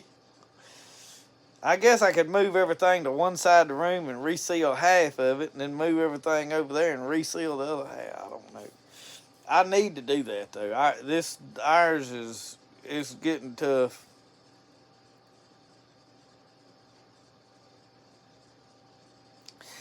Y'all, I'm gonna be honest with y'all. I love to go barefooted because I think there is a lot of truth to that.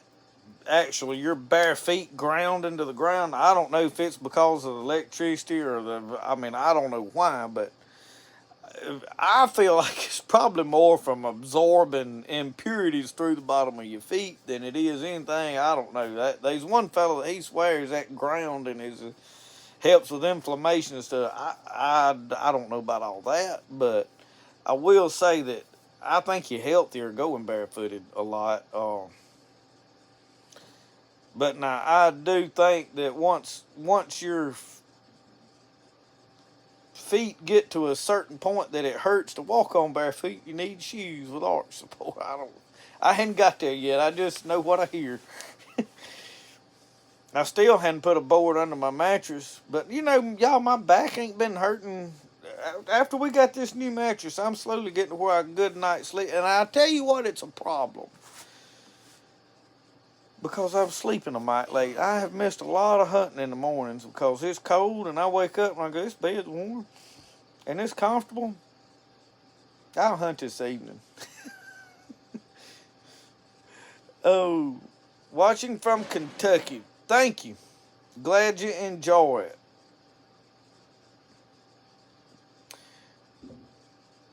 Bare feet and plowed dirt. You can't beat that.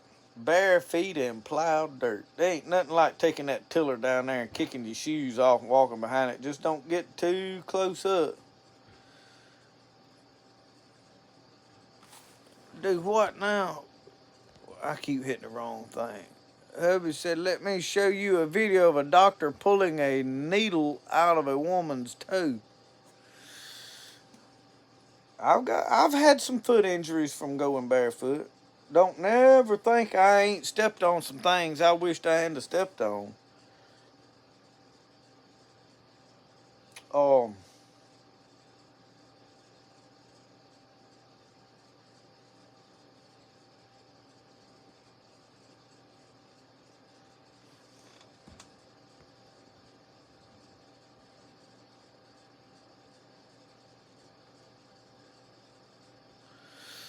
Sean, I do everything. My wife has her own YouTube channel. She don't make videos because she don't like editing. She makes a video here, there, and yonder when she feels like, which she stays busy in there, and then Brody's always pulling on her coattail. I do everything. I film, I edit, I publish. I mean, but I enjoy it. I didn't start doing this because like, hey, I want to become a YouTube celebrity. I started this because I just like filming. You know, I have always liked photography. And my photography is what really created my B-roll that's on all of my introductions because I just like, this is cool. I want a picture of this.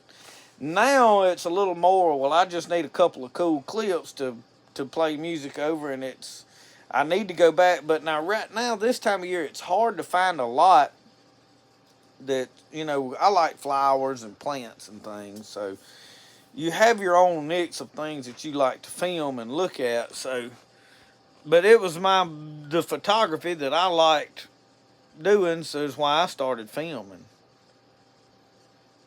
Savannah, Georgia, Arkansas. 5-inch embroidery needle. Good Lord. Pull that out. I didn't know anybody had a toe 5 inches long.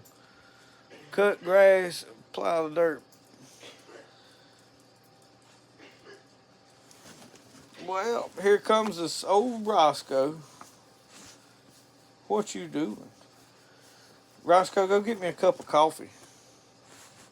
I made coffee a while ago. I ain't even get a drink. Take coffee in there. Would you deliver a cup? My sweet wife's gonna bring me a cup of coffee. 5-inch toe.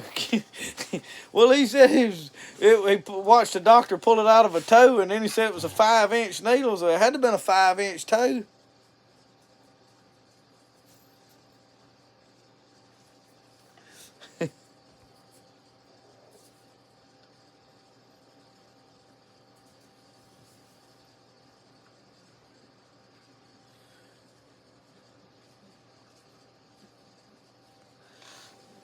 Thank you.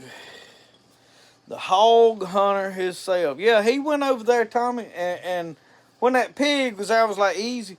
Y'all will see in this video, I got a good clip of Roscoe up there walking. I had to run around a tree of squirrels, and I was easing up to an area, and it wasn't long before we saw the pigs. And I was like, easy, Roscoe, easy. When I say easy, he'll come and get behind me and walk right behind me. He'll follow me. And I got all that on camera, and then I was like, all right, where's he at, boy? Where's he at? And he cut out. Well, after I said, where's he at, I got up there, and he had took off around a thicket, and I was like, what is that moving up there? He kind of barked a little bit and cut out, and I was like, well, he's fixing to tree a squirrel or something there. I got to seeing something moving, and it was too big to be a squirrel. And I was desperately trying to get the camera on because, y'all, that is the first wild pigs I have encountered in like 2 years. And everybody thinks that swamp is full of them. Well, there's some in there, but it is not like overrun with them. At least not in the parts I have been.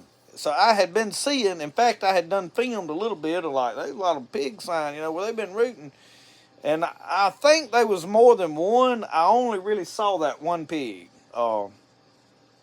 If there was any other ones, they cut out the other way. So one or two pigs can root up a whole bunch of stuff down there. But anyway, old Rosco run out there and stirred them up. Well, I was going to try to slip up there. If you get downwind of them, you can walk right up on the pig. Well, Rosco run right on up there and scared him off. So had I slipped right up to him, I could have probably killed him with that .22 rifle. I'd have had, shot him right in the head. Well, when Rosco jumped him up, he cut out running. I had to go running around the thicket and cut it off to get another footage of it and slam the camera down and try to, hope it's in focus. My main thing is I wanted to film the thing. And then after it went by the camera and I'm looking like I got it, and I was like, well, I better shoot at it. And I was pow, pow, pow. So, I had to scroll down when there's a bunch of them pull up at the same thing. Did y'all see Roscoe brought me that cup of coffee? They make commercials on TV where they go get that beer. Coffee's a lot better.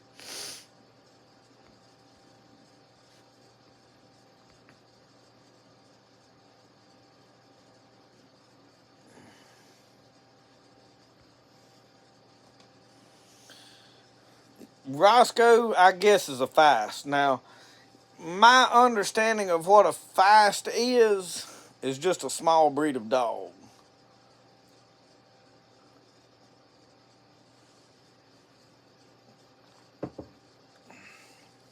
I don't know what bloodline he is. He came from a neighbor of mine. I tell you how this happened. I was looking for my pit bull that I had raised. It was about 8.5, 9 years old. We had raised that pit bull in the house. I mean, he was like Roscoe. He was my buddy. And he would tree coons, and I mean, he was a jam up good dog. But now I raised him like I did Roscoe. I raised him in here he didn't sleep in the bed. He had his own little bed that he'd sleep on his bed. In fact, it was my daughter's pink little couch that the bottom fold out to like a pallet. The little couches, they about this long and set about that high. Well, that dog would paw that thing out, and that was his bed. It's where he wanted to sleep. So anyway, I was looking for the pit bull. We knew he was fixing to die. We knew he had bad heartworms. We knew that they was to the point that if we give him enough medicine to kill the heartworms, it was going to kill the dog because they was in his heart and clog his heart up. My wife worked at a vet. We knew it was a matter of time. So he disappeared, and I looked for him for about 3 days. I mean, I knew he had went off and died or something. It got hurt, didn't know. Felt like he had gone and died. And while I was looking for him, I asked my neighbor up there, I was like, that's got property back here. I was like, you hadn't seen my bulldog running around nowhere, have you? I said, he ain't never gone long, but he said, no, but said, if you need a dog, said, I'm fixing to have puppies in the next few days. I said, well, if I don't find him, I want one. Because I had done decided I didn't want no more pit bulls because there was a lady here that had gotten killed by her pit bull. And don't know what happened, just turned on her. So I said, I don't want another pit bull. I'm not afraid of them, but if my daughter, she was about 12 or 13 at the time, I was like, if something happened, it bit a young'un or whatever, I don't want another pit bull right now. I want a small dog. I want a little dog that I can deal with. So we was looking and found my dog. Found out he had died. He had went and got in the teepee down there. It was put up right back here. And my daughter found him. She was out looking for him. She found him passed away. So within probably the next day or two, that dog up there had the puppies. So we waited about 5 or 6 weeks, and went up there, and there was a whole litter of puppies up under a gazebo. We dug them things out. I mean, Roscoe, he wasn't that long. I had him in the palm of my hand, toting him. We bundled him up. We was on the buggy road up there. He screamed and hollered for 2 hours non-stop. I thought, oh, Lord, this ain't never going. I mean, he did not want to be here. Now you couldn't haul him off. he's my buddy. But now I'm of the persuasion that when something happens to him, I want another dog right straight. Because a lot of people say, well, when I lost this and it broke my heart, I ain't going through that again. You might as well get ready to deal with that because it's going to happen in life. You're going to lose people. You're going to lose pets. It's part of life. And the best way to get your mind off of it is to get you another dog and love it just as much as you love that other one. Because that one's gone. And y'all, this is the same way with people in your life. This is going to be a preaching point too. When they gone, okay? You can go to that graveyard and you can sit there and bawl and talk to them and they don't know that you there. I do not believe that people are up in heaven looking down at us, just, watching everything we do. I don't think that. We sell that to people, say that just to ease their minds. The Bible nowhere said it. Talked about the man watching the rich man in heaven. I think people, apparently, if they go to hell, they can look up into heaven and see people as part of their torture. Because, he watched the rich man saw Lazarus. But he said the gulf is fixed that they can't come back. You can't see back. So I don't think, when they gone, they gone. It's tough. Hurts. When I lost that bulldog, y'all, he was my friend. That bulldog was with me through some dark times of my life. I mean, through some hard times of my life. I sat out and drank a lot of long nights out in the cold right by ourselves, too drunk to build a fire in the shed. I mean, some dark times of my life, and that dog stayed right there with me.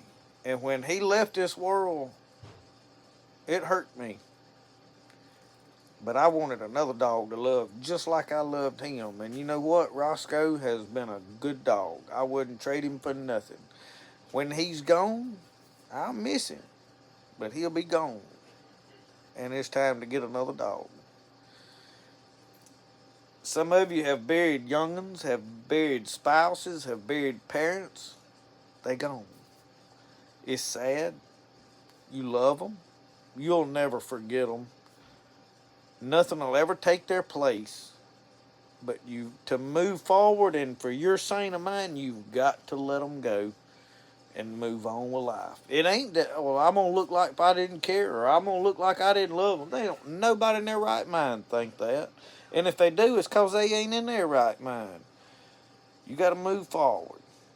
And it's hard. It ain't easy. I ain't trying to sit here and say, oh, you just, no, I mean, it's tough. And I hadn't buried anybody really close to me. My cousin was one of the closest ones. He was probably one of my best friends. And I miss him. But he's gone. Sometimes we like to think, well, if he's watching us now. And the thing that I always regret with my cousin, he died and passed away while I was still an alcoholic. But he played a big part in my life as to why I'm a preacher and living the life I'm living now. And the thing that I regret today is that he never got to hear me preach. But he always said, you got a calling to preach. You gonna preach. I see you doing ministry. You gonna have a ministry. I just know, I feel it. And he believed in me when I was out there drinking. He said, the Lord's gonna use you. I know he is. And I regret that he never got to hear me preach. Not that I'm a great preacher, but that he believed in me and he never got to see it happen. But you know what? I ain't going to not preach because he ain't going to get to hear it. You got to let him go and move on because there's other people that need your attention. I didn't mean for that to get all that in depth, but Jeff, 12 years old, that's you got to be getting close. Rosco is about 6 years old, so I've done sat down and thought, I'm probably about halfway through his lifespan. And it's tough to think about. I ain't gonna always have him. Roscoe probably loves me more than any dog I ever had. He if I make a step, he wants to be there. But now he's a good dog and he minds. I've never had a dog that will mind me like Roscoe minds. Like today, I put it on camera. I got it on this video that'll be out tomorrow, I guess, if I get it edited tonight. He's running out through there wanting to go chase squirrels, and I start going, easy, Roscoe, easy. And he turned around and come back here and got right behind me. And it was because he didn't want me fussing at him. He wanted to do what I wanted him to do. And then I, go get him, But we never did. Bless his heart, he didn't get to tree a squirrel. Now, he nosed a couple out, but me and him both knew where they was at. There'd be holes in the bottom of that tree about this big around. And he'd nose up there, and I'd be like, yeah, we both know where that one's at,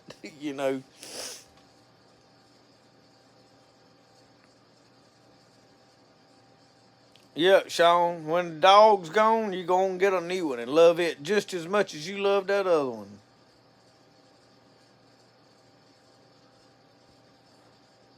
Soapy Gal, I hope he enjoys it.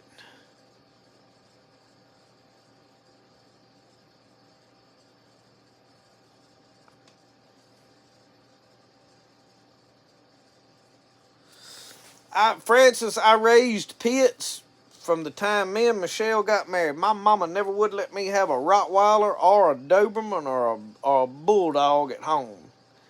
And we had a Chow for a little while. And I always wanted some big ferocious dog. And as soon as I got my own place, I had a buddy that he said, I got some Bulldog puppies. I said, I want one. And I give him $100 for a red nose and Boudreaux mix pit. And I had puppies out of it. I had bought a female, and then I had a bunch of puppies that got mixed bred with some other dog got in there to her, and I got rid of all of them. And then I had a pretty good litter, and I gave my brother, my wife's brother, my brother-in-law, I was going to say, my wife's brother, one of the puppies. I gave him a puppy. They kept it for a long time. Well, I had another female that I kept on the yard that was black and white, and she was beautiful. And then I had about 5 that I kept here. We was hog hunting with them, and I would try to leave them loose. And I know people fuss about, don't put a dog on a chain. Y'all, I had to keep some of these on a chain, because if you didn't, they was going to kill something. They wouldn't attack people, but they wasn't a dog or a chicken or a cat going to be nowhere in walking distance. And I had to keep them on a chain for that reason. I had one got loose one day, and he tore the bottom out of a good-built chicken pen. And I had about 15 of them big white chicken house chickens. I was going to slaughter one along, and I thought, well, I'll just put them in his pen and feed them, and I'll kill one along when I want it instead of putting them all in the freezer. He killed every one of them. I come home, there's chicken scattered all over the yard. But anyway, I bred to, I had a female, and I bred it back to the dog that I gave him, and because they was different bloodline. And I kept one of the puppies out of it, and that was the one I raised for a long time. And he made every step I made, loved to ride, but he would not ride in the back of the buggy.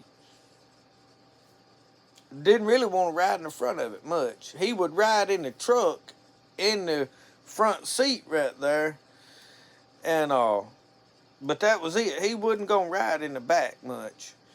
So Rosco, he'll ride anywhere. He gets in the truck, he'll crawl all over it. But now in that buggy, he wants right beside me.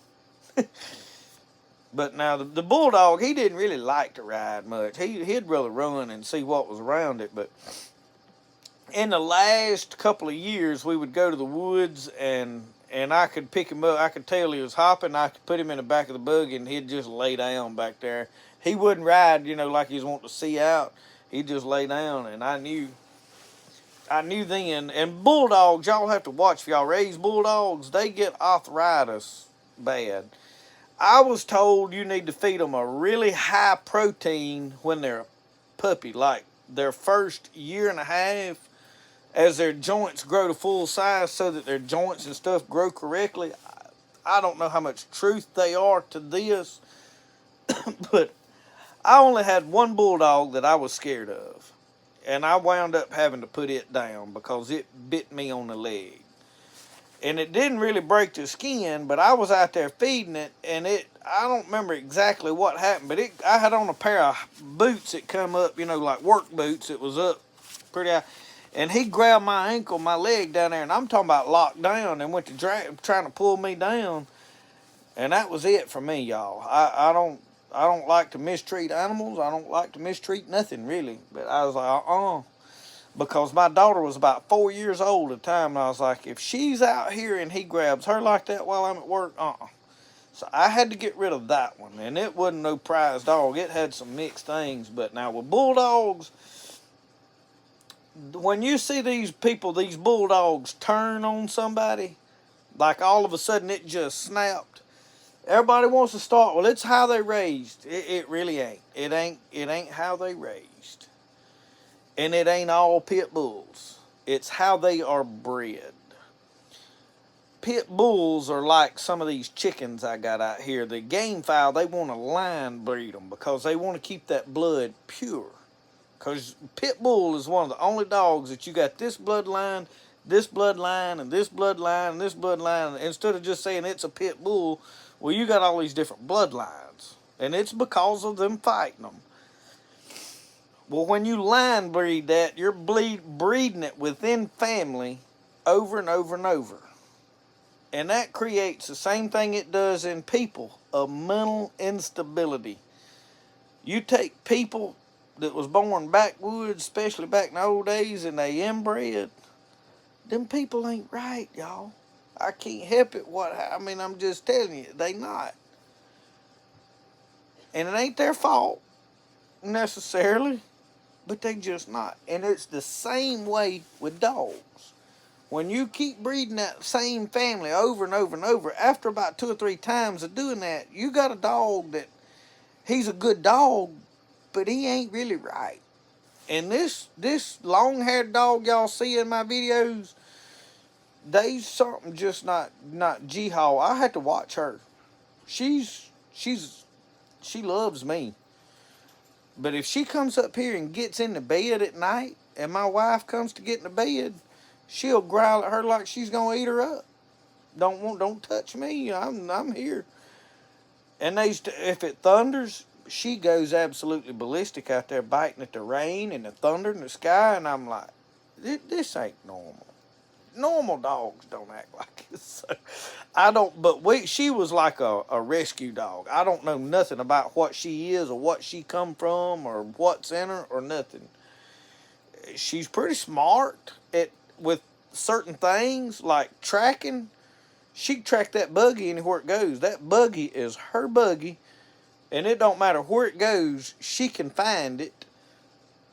And if it moves, she's gonna bite the tires on it.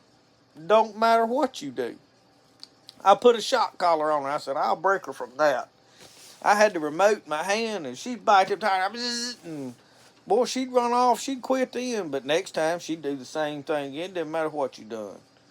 I'm talking about you, Roxanne. Come here. Roxy. Come here. Come here, Roxanne. She's crazy as a bat. But she's a good dog. I'll watch her. She has bit Brody one time, but now she didn't try to hurt him. She tried to get his attention. She had a ball, and she went under the buggy with it, and he crawled under there. He was going to take it out from her, and she didn't want him to have it. She nipped at him. She didn't try to attack him, but let's well say I have to watch. We don't let her and Brody be alone together. We don't, because he's rambunctious. Look at her. See her take that paw? And she wants to lick me in the face. Whoa. She liked to lick y'all, didn't she?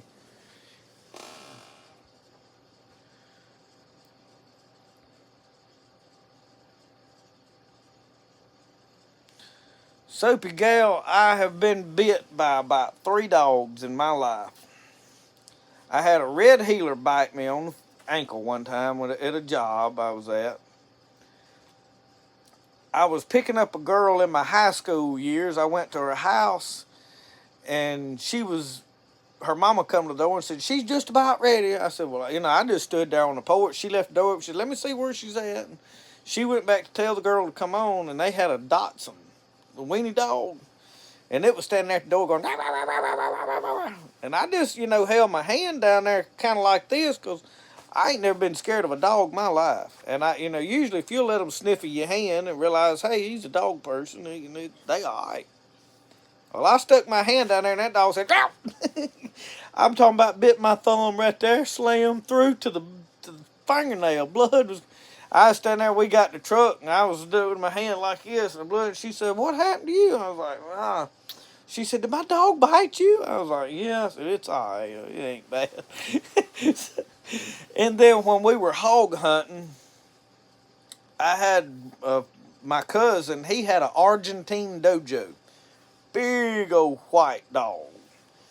And he had some half pit, half curs for bay dogs. And they would somewhat bay, but it was, when you turned all these dogs loose on a pig, it was just a gamble if they was going to fight or if they was going to hunt. Well, we turned them loose and they went to hunting, and before we could get the pigs broke and got away, they didn't get them bayed up right, whatever. Well, anyway, by the time we got in there, there was this awful commotion in the woods, and we thought we had a pig caught. We got in there, and that dojo had one of them mixed dog, one of them pit bull cur mixes down on the ground fixing to kill him. Well, I had to tie my dog off. I already had caught it, and I had to tie it off to a tree. And I got over there, and we trying to break his fight up, keep his dog from getting killed. And that dojo's a handful. Well, my cousin, he had him pulling on him, had him pull back. I had a breaking stick trying to get it in his mouth, and we take an axe handle about this long and grind it down to a point that's rounded, and you stick it in the side of their teeth and twist it to break them loose, to get them loose from, because once they lock down on something, they ain't going to just turn it loose because you said let it go. It don't happen that way. And when I pulled him off, well, my hand was down there, and that when he got his head around where he could bite back, he bit me on the hand. I'm talking about like tore my hand up. He didn't attack me. He just panicked biting whatever was there. So that's about the only few times no. We had a beagle that when I was at home bit me one day, and I think it had puppies. I was grown. I say I was grown. I was probably 14, something like that. I had forgot about that. It bit me, and I was out there. I don't know if I was messing with the puppies or what. I was going to see what some of these comments. Yeah, that Argentine dojo's a big dog.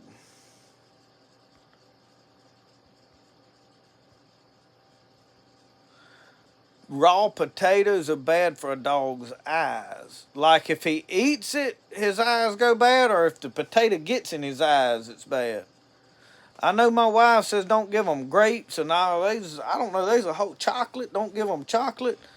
Bunch of stuff you can't give a dog.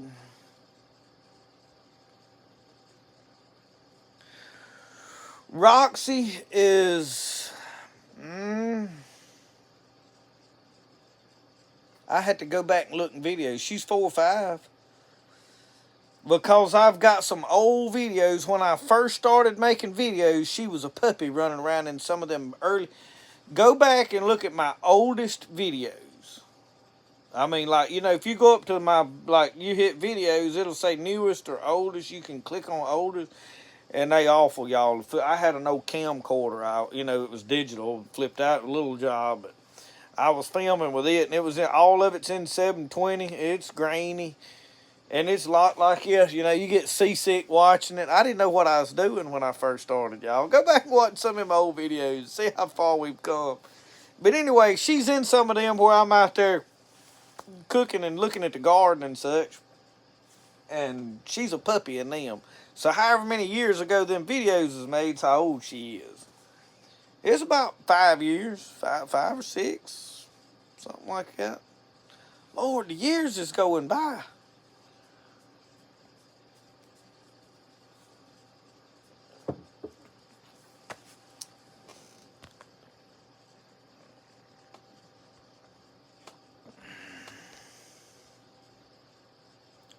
trying to keep up with.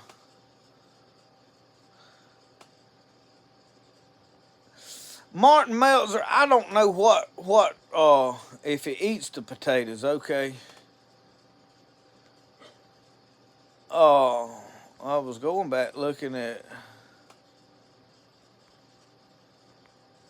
comments that I missed.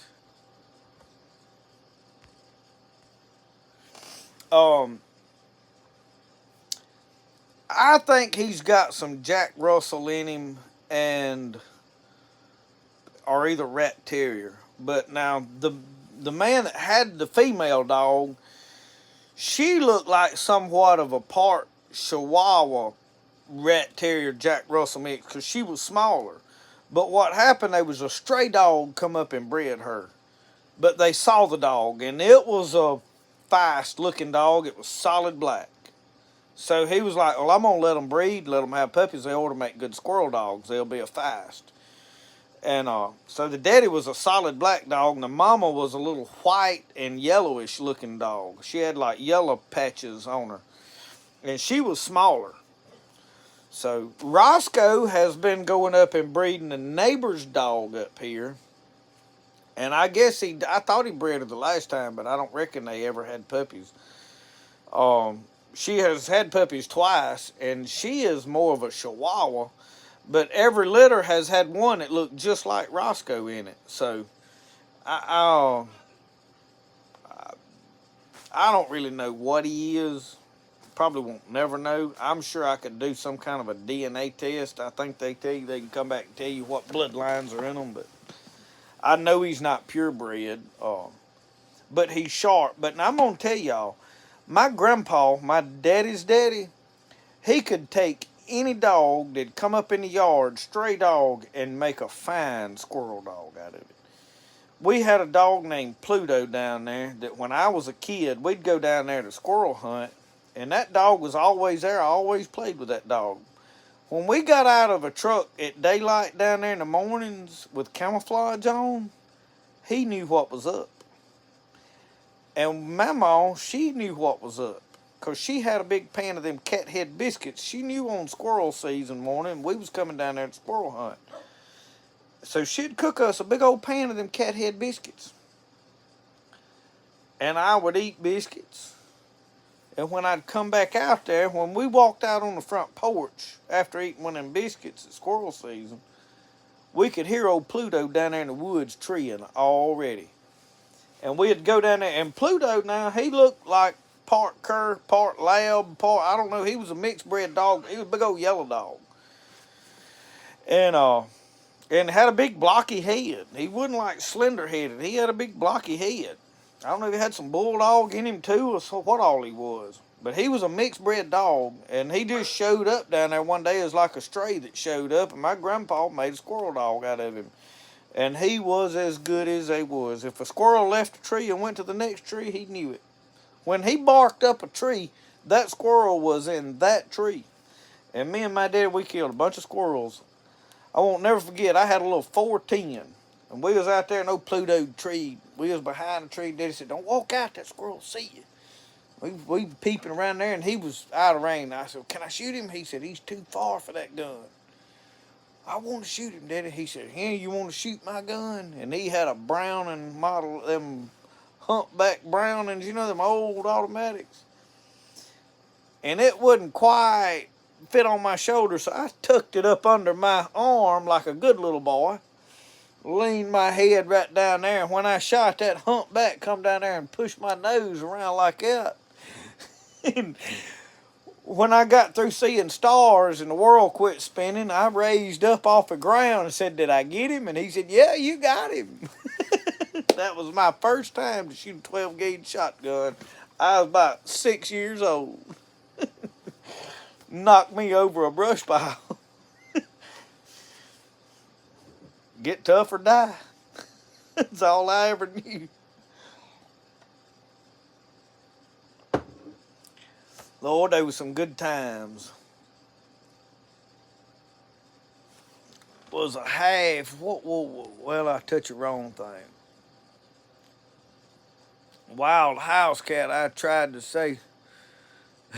Yeah, I don't like cats. I don't like cats at all.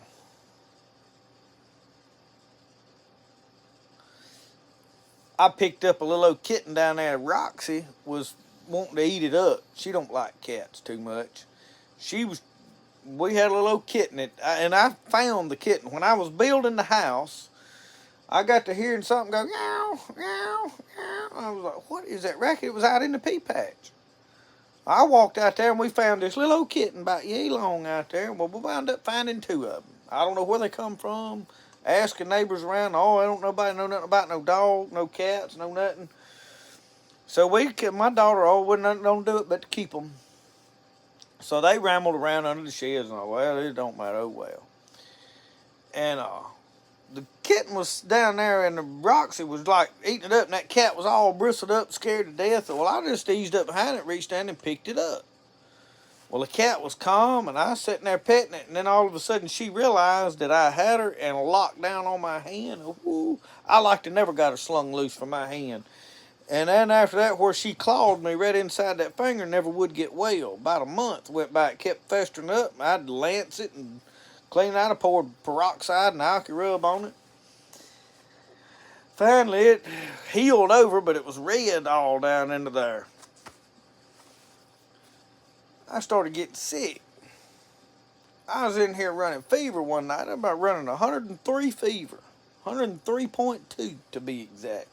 We got up and went on to the doctor the next day. I done fought it long as I could. So I got to have some relief. Found out that cat scratch fever is more than a Ted Nugent song. Or whoever sung it. Wasn't it Ted Nugent or was it Sammy Hagar? One of them. Anyway, that wasn't the same cat scratch fever I had. I had the bad kind that so after a round of antibiotics, we got over it, and I ain't like cats since. I just don't like cats. We got one out there, and it stays away from me. I stay away from it. Now it comes up there. I feed it. It catches me a rat along in the summer when I go out on the front porch. Usually I'll find a rat head or a rat guts laying on the front rug right there as you step. Sometimes you find them with the bottom of your bare foot. Sometimes you're fortunate enough to see it before you step on it. But anyway, he lets me know when he catches something. He won't eat all of it. He'll bring me a trophy.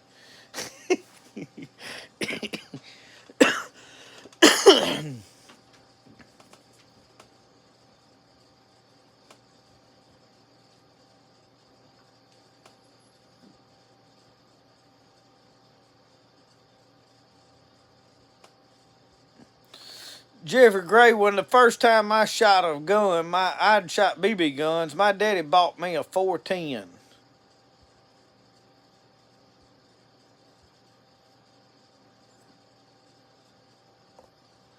Oh, and we got out here, and I was about half scared of it. I think I was, I don't know, 5, 6, somewhere along, and I don't remember. I may have been 6. I can't remember.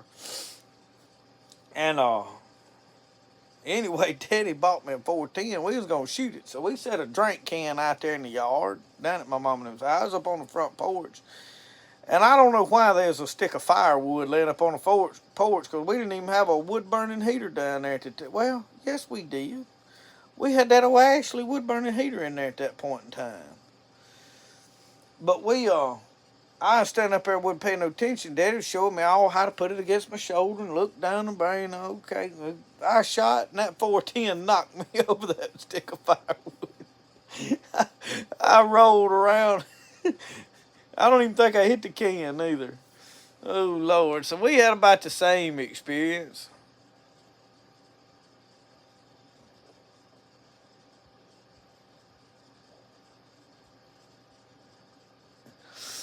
Jenny Hackworth, I didn't have nothing swell up. My hand was infected. I want to think I had one of my glands under my arm started swelling a little bit, but I just got the running fever.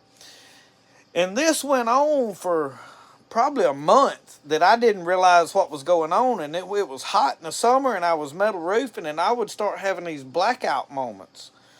Like all of a sudden I'd get dizzy and I'd just kind of black out for a second, then I would come right back to, and I'd be like, oh. The heat's killing me, you know. And it could have been the heat. But when I found out I had that I got to running fever and getting sick. And that's what they said it was. So they had did some blood work. It was a rough thing. Did I mention I didn't like cats? I don't be fooling with cats. I had one got up in my boot. No, I tell you the worst episode. We had one that back up to the front of your truck out there and pee up on the front of the truck. And you get to going down the road and flip the air conditioner on. Oh, Lord, that's a stinking. I'd rather smell a skunk. And then I was going to say the boat. I got in my boat one day and there was some cats took up over at the shop over there.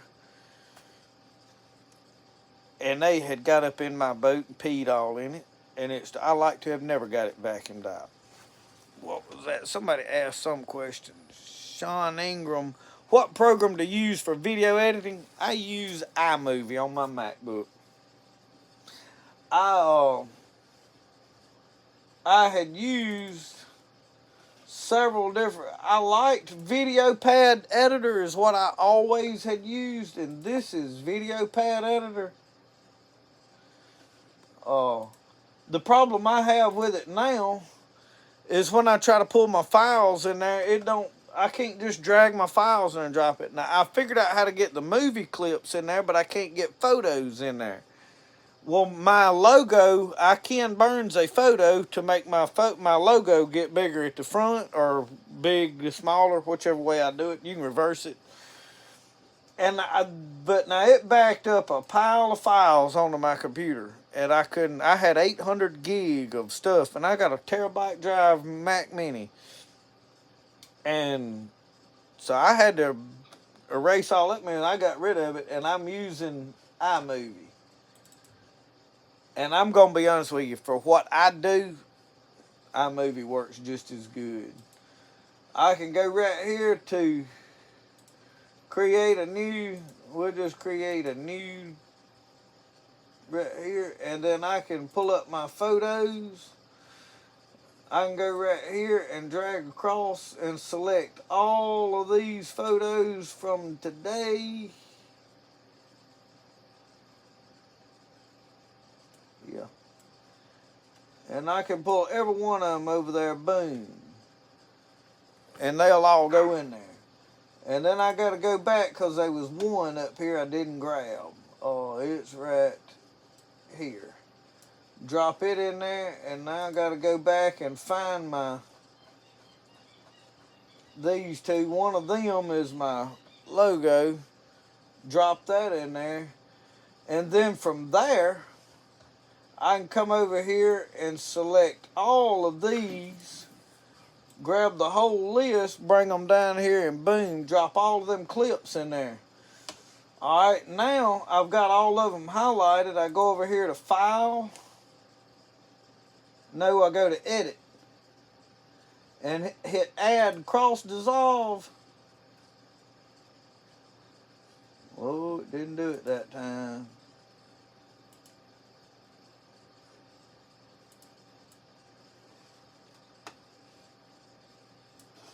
See if it'll do it now. I don't know why it didn't do it then. Well, it ain't gonna do it now. I'm gonna have to play with it. I'm hitting something wrong. Anyway, I had been doing it and it would add the cross dissolve to the whole thing. Now I don't know why I didn't do it. Oh, I know why. Because I got that up there still selected. You got to make sure these ain't selected too. Edit, add cross dissolve. Well, it still didn't do it.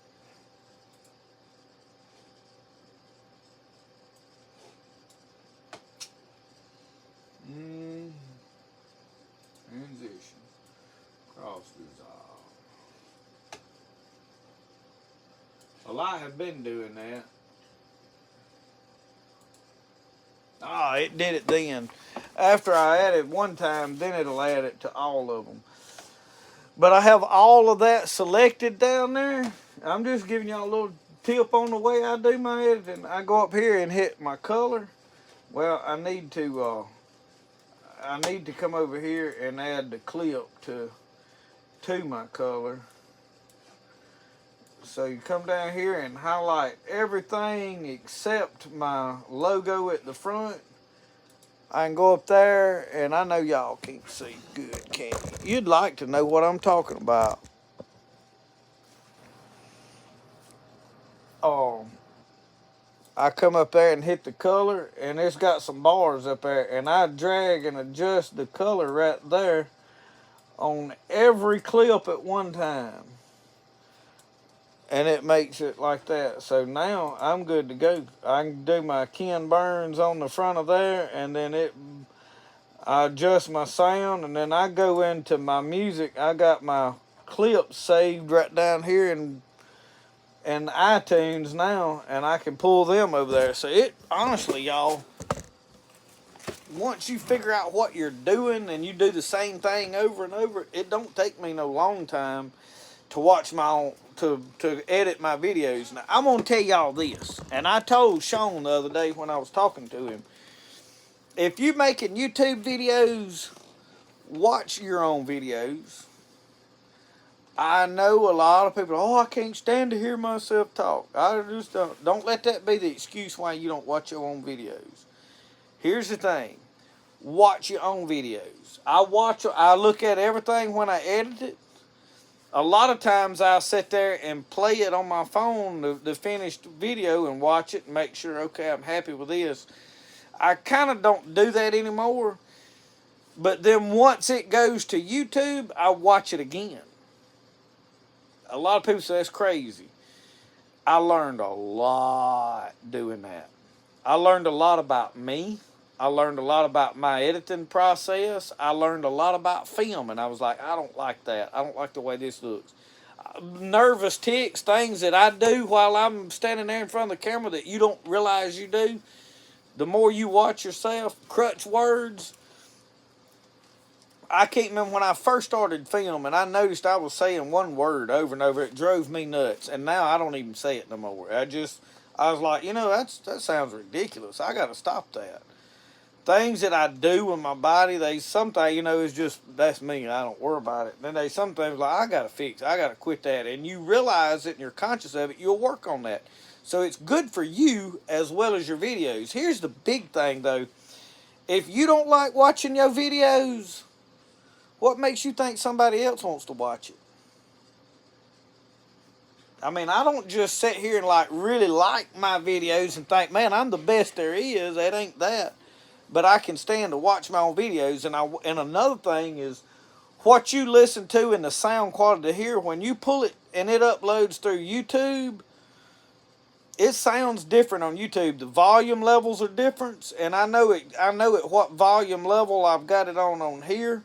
And this, you can boost it up to like plus 400. It starts out at 100 even, and you can pull it down. So you can cut the sound up and down. Now, the other editor had a boost. So like when I film with that big camera and the mic on it, if it's low and I boost it, a lot of times I can barely hear. So if I film with it, it's like you can barely hear what I'm saying. So that's why I need to get a different mic for it so that and it's got a boost on the mic, but when I turn the boost on, I get a lot of staticky noise with it, so I had cut the boost off for that reason. But I'm back to using iMovie, and the more I use iMovie, really the more I like it. It's free, you already got it, and it does what I need to do. Now, I have not tried to do like picture-in-picture and stuff like that. But I crossfade or cross dissolve most all of my clips one another, but it has several different options right here. Now, if I'm trying to put stickers in a clip, like something up on top, there was one where I needed to cover something up that was in the video, and it wasn't like it was bad. It was just, I just didn't want nobody to see it. I can't remember now what it was. And I put a subscribe sticker or something up over it, and I did that through Canva. So I make all my thumbnails on my phone on Canva, and that's where I can play. I can do a lot more on it on my phone than I can on here. So I keep it simple. And I have not tried to make videos on Canva. Well, yes, I did. I tried to make one on there, and I was used to this. I ain't gonna say it was good or bad. It was a bad experience for me, but it's because I'm used to doing it with this. And I didn't understand how everything worked. Plus, I'm doing it on my phone. I don't have Canva on here. I need to probably download the app on here, but I like to get everything edited on here and get it uploading, and then I can go sit in yonder and work on my. So that's why I like doing stuff on my phone. I can go sit in yonder and do it. And at some point, I'm probably gonna have me a MacBook so I can take it around, sit in there with a MacBook. But y'all, you can't just go to buying all kind of stuff. Us old poor folks, we ain't got rich yet. Uncle Sasquatch, I seen you was going to bed. We'll see you on the flip side. We probably fixing to shut everything down here pretty quick anyway, because like I said, it's 9 o'clock and I have got to edit this video if y'all want to have something to watch tomorrow other than rewatch this live again.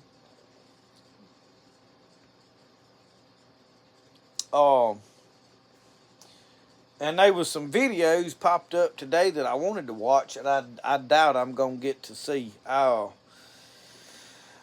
My YouTube watching is very, very limited these days. And I haven't been making pottery a lot. And what little I have made, I've been listening to books on. And I haven't seen Diana Bowen tonight. Are you out there, Diana? I had to look to see who all's on here. She had asked at some point about books. And I wasn't going to go through... I was trying to catch up on.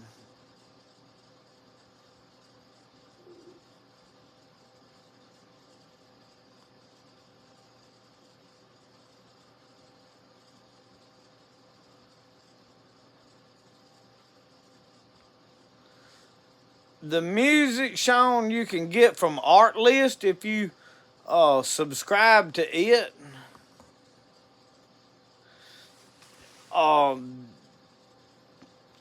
And then the next, what was the other question you asked? The logo. I don't know. My daughter made my logo on her iPad. She is very good with computers. And I described to her what I wanted. I had it in my head. And she made it on her iPad and sent it to me. And then she made me the one without a background. And so I really couldn't tell you on that. If it wasn't for her, I wouldn't have a logo. I mean, I would, but I don't know how I would have got it. Have I started planting my garden? Somewhat. I have planned that I'm going to do less gardening this year than I ever have. There's Diana. I was wondering if you was here. Diana, wasn't you the one that asked about books? Wanted to know what books I was reading and liked and all such as that?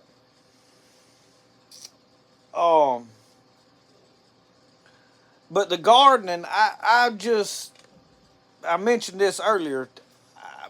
I have planted so much the last few years. I'm usually fighting raising chickens, fighting a garden, and we've got to where we've had freezes in late April, mid to late April. Freeze all the blooms. We ain't had fruit in 2 years because of late ice. It's looking like this year's going to shape up to the same thing because the patterns are similar. Except this year it has been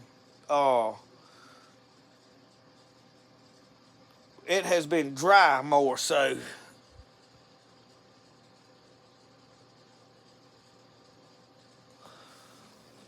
All right, I'm Dan. I'm gonna get the books here next when we get through talking about the garden. So this year I have had 3 raised beds up out here. And they have been a struggle because I can't water them once it gets hot. A raised bed is a wonderful thing if you can water it regularly. That's just like buckets. Wicking tubs, buckets, all that stuff. You can, and the reason they grow better is because you got a small amount of dirt that you can really put what you want in that little bit of dirt and not have to deal with a whole garden. You see what I mean? And you put more time and effort into this. It's not that this bucket of dirt will grow better than the dirt on the ground. You see, I mean, that don't even make sense when you say it, does it? It's because you've got a little smaller area to work with. Well, these out here, I couldn't tote water to them. And they just was out of reach of the water hose. And my water catchment that I had up here I was using, I moved down there, and it's even further. So I'm fixing to do away with these beds because I want to put my TP out there anyway so that it's out the back door when I get it built, and I'm going to have it where I can gather it up, move it, and put it up here, there, and yonder. But I'm going to build it probably right out here so that I can, you know, me and Brody can go out there and spend a night in it. So that I'm gonna move those 3 beds, and the reason is back here at my garden. If y'all remember last year, that washed out one end. Well, it's because there's behind my chicken pens. I put a gutter on there to catch some of that water off the back of those chicken pens, and my water catchment system's there. But once that's full, and I've got it drained now. I went out the other day and opened it up. It was slam full, drained all the water out of it because it'll freeze, bust a valve. So anyway, once you go down, there's 2 oak trees right there. And then I've got about 15 foot before I get to my garden, and it drops downhill and it bowls right down to the garden. Well, then when I row it, the water hits, runs to one end, and then washes the whole. I had plants washed out last year. So this year, I'm going to take, when I was building these back porch, I was peeling these giant pine trees. I'm going to go down here and I'm going to cut me another pretty big pine tree, and I'm going to peel it and drag it up there and lay it the whole length of that garden, one solid log, and then I'm going to backfill it with dirt. Once I get the dirt up to there, I'm going to lay another log on top of it and backfill it with dirt, and I'll drive me some probably metal fence posts behind it. I'm going to peel these logs and burn them so that they're waterproof, may rub them with oil. Depends, because I need them, once I do this, I need it to last a while. And that's going to become my raised bed. In other words, basically it'll be just a row in the garden after a while, but the ground will come out flat, and then there'll be a log retaining wall and then my garden. And it's going to solve a couple of things for me. It's going to put my raised bed stuff up there where I can somewhat see after it. It's going to put it in the shade of a couple of trees, so in the hot summer, I get a little shade on some stuff. I don't think shade is a bad thing in a way if it's getting some sun. And it's going to eliminate my erosion problem. So it's an experiment. You know, a lot of times things work better in your head than when you make it happen. And you're like, oh, I didn't foresee that. So we're going to try it and see. But this year, I'm going to do some basic peppers. I want cayenne, jalapeno, bell pepper, and sweet banana, and then I want one or two hot peppers. I'm gonna do probably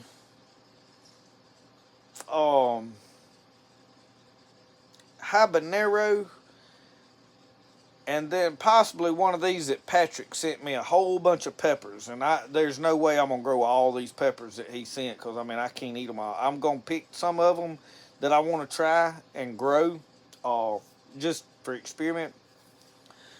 And I'm going to grow, I intended to do it last year. I want a whole row of jalapeno peppers because I'll dry them and grind them up and make a seasoning. I love jalapeno. We pickle jalapeno. We eat a lot of pickled jalapenos here, or I do.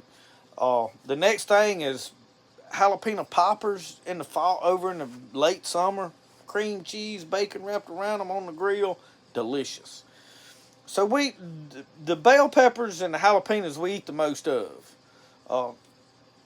So that covers my peppers. I'm going to do a few tomato plants. Not, I mean, there'll probably be a bunch of plants, but a few kinds.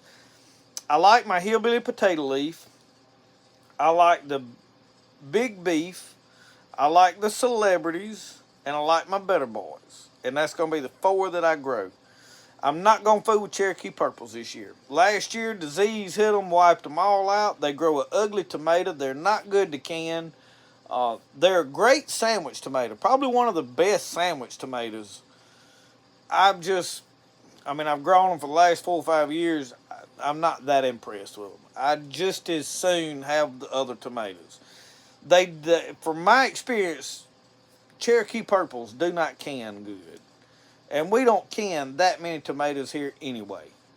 We use them in stews and a few soups, and that's really it. Now, she made a lot more tomato paste and tomato sauce this year than we ever have, and we used it, so we'll do that.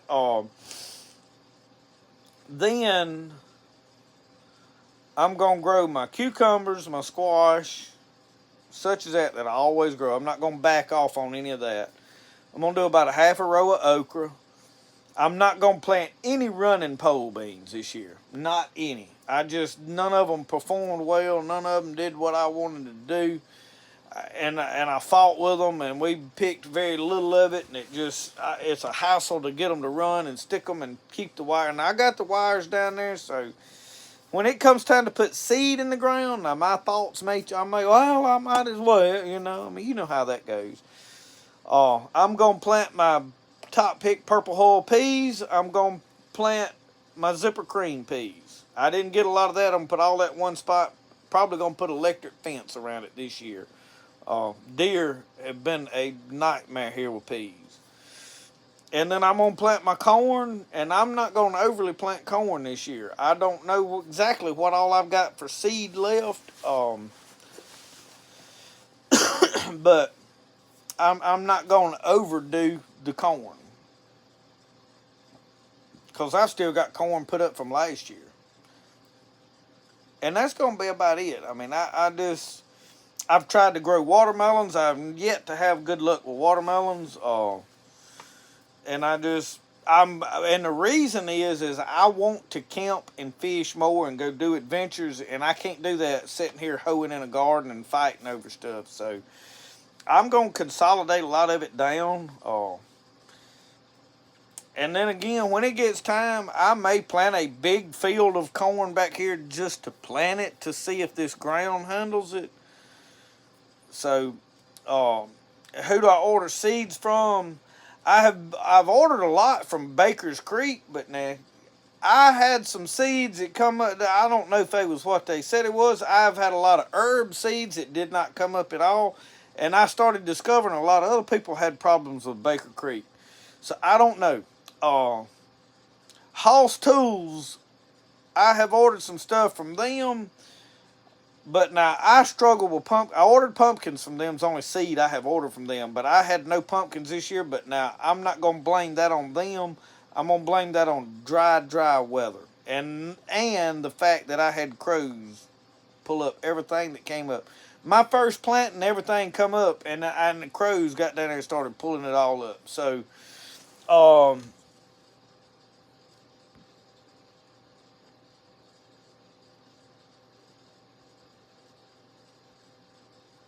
I like my rattlesnake pole beans, and if I plant any, that's probably what I will plant. I don't know, but I'm not going to plant any butter beans. And I don't know what corn I'm going to plant. I planted, whatever I planted last year turned out really good. I had some golden bantam that done really good.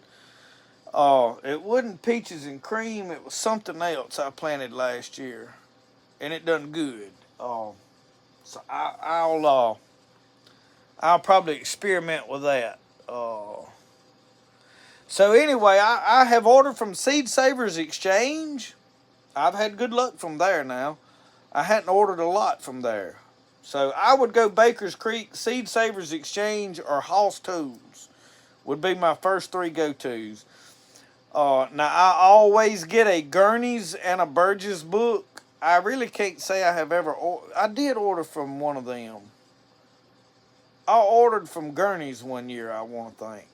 But now, I'm going to be honest with y'all, 90% of my seed I've saved. I've got a lot of my own seed. Tomatoes, I have struggled to start. Tomatoes and peppers, they always come up. But I failed to have time to really babysit them in the hot and the cold and forget to water them I'm busy, and it's frustrating to try to say. It's easier for me. I know that I can do it if I have to, but this year I doubt I'm going to do a lot of seed starting. I may do a little just to film it. But anyway, all that's garden talk. Books. Books. Number one, I already mentioned D. Brown's Bury My Heart at Wounded Knee.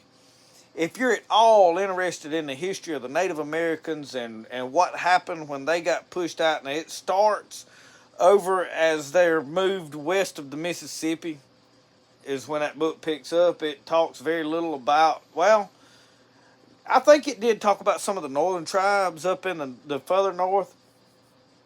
But anyway, it goes through some of the way they got wiped out. They were basically baited up and then annihilated. So if the book is on 100% truth, they were done very dirty. And I think it's hit some, I think it's pretty close. I just think it leaves out the negative stuff that some of the natives did to provoke some of what went on early on. So it's hard to judge a lot of that, but that's a good book for understanding. One of the books that got me back into reading was Zane Grey's The Spirit of the Border. I read that book and it connected with me. Zane Grey painted pictures about Louis Wetzel, running through the wood. Now he was an Indian fighter. He wanted to kill every Indian there was. So if you don't like that kind of stuff, it may not be for you.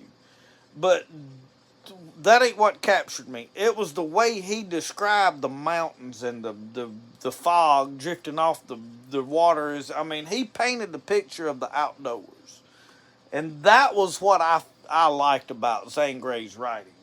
And he was a good writer, and the characters were good. So in that, I'd listen to probably more books right now than I read. I'm a slow reader. And this week I read, what was the name of the story I read? I've got 2 volumes. I think JR and Nikki gave me these 2 volumes. You can't even see. This is William Shakespeare. This is volume 2, but the contents, what was the story I read? Titus Andronicus. I read it the other day, a play. I like to read Shakespeare. And Shakespeare's a great writer. But talking about Shakespeare, I like to listen to books, and I'm listening back through a series called The Wilderness Series by David Thompson. So you heard me mention the Scribd app, Scribd was app. Well, it's changed. That app only has documents and information on it now because that got so big for, I guess, schools and people researching things. And they split the app up, and now the books and stuff and podcasts are on Reverb. It's a yellow logo. It says Reverb on it, and it is books. And it's $10 a month. And I listened to David Thompson's The Wilderness series, and in that, it's about Nate King was a 20-year-old, went out to stay with his Uncle Zeke. He thought he was going to go out there and get some of Zeke's gold that he'd found in the mountains. Well, when they get there, the treasure that Zeke had told him about was actually the mountains themselves and the life of freedom. Well, when he gets there, Zeke gets killed.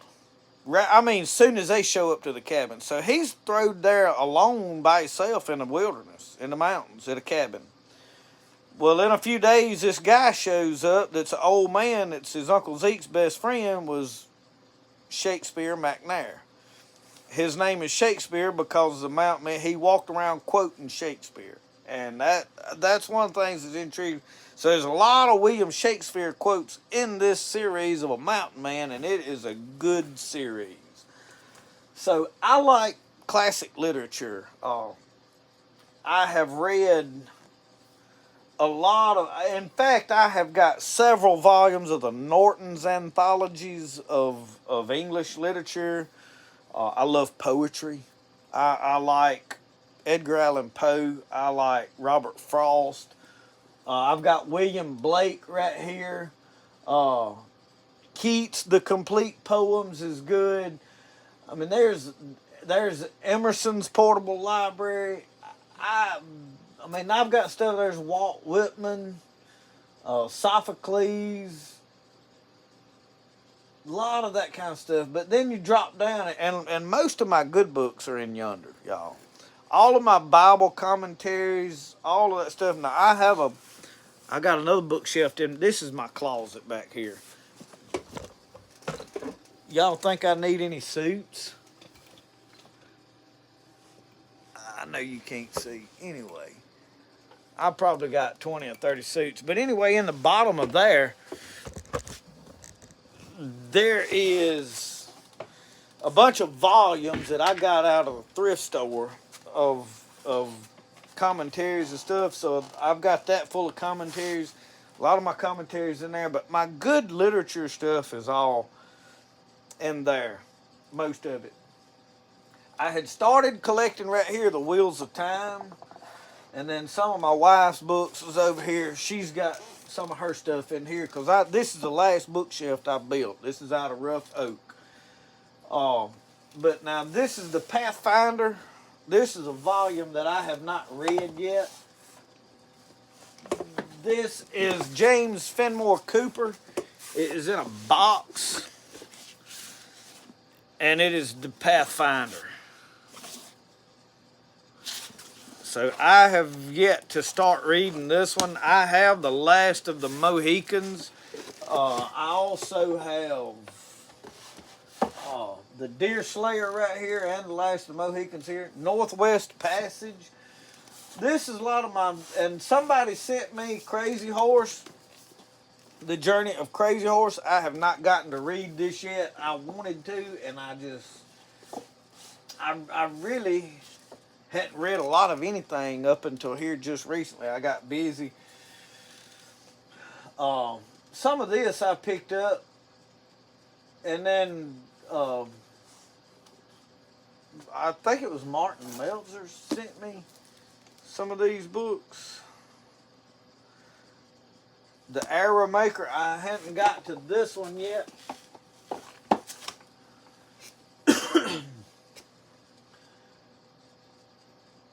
But now I'm talking about reading, and I have Guy de Maupassant. I have read some Dostoevsky. I mean, my reading is, I've read all of Beowulf, the old stuff. What was the I can't even think of the name of it. But anyway, like the Odyssey and the Iliad, all of that good old stuff I have read just because it's classic literature. I'm working my way up into the newer stuff. I have not read Moby Dick yet. I've read a lot of Ernest Hemingway. I love Ernest Hemingway. But Sir Arthur Conan Doyle's Sherlock Holmes, I have read all of them. Those are some of the most intriguing, fun to read books that I've read because they're mystery, but with just Sherlock Holmes was great. I mean, he was so good at it that he captivated your mind. So for me, I like a good book. I love fantasy, so that's why I started collecting the Wheels of Time. I have not got into that yet. I even tried to read one, but I have read The Hobbit. The Hobbit was great.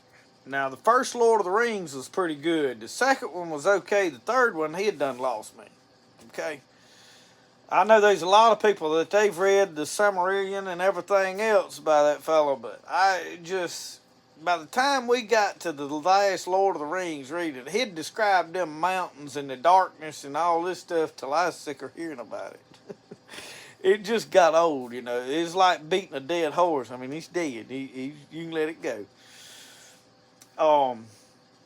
So from there, I have read several other series of some fantasy works like Merlin. T.A. Barron writes some books on Merlin and different stuff. Those are good, but they're a little more in the like teen category.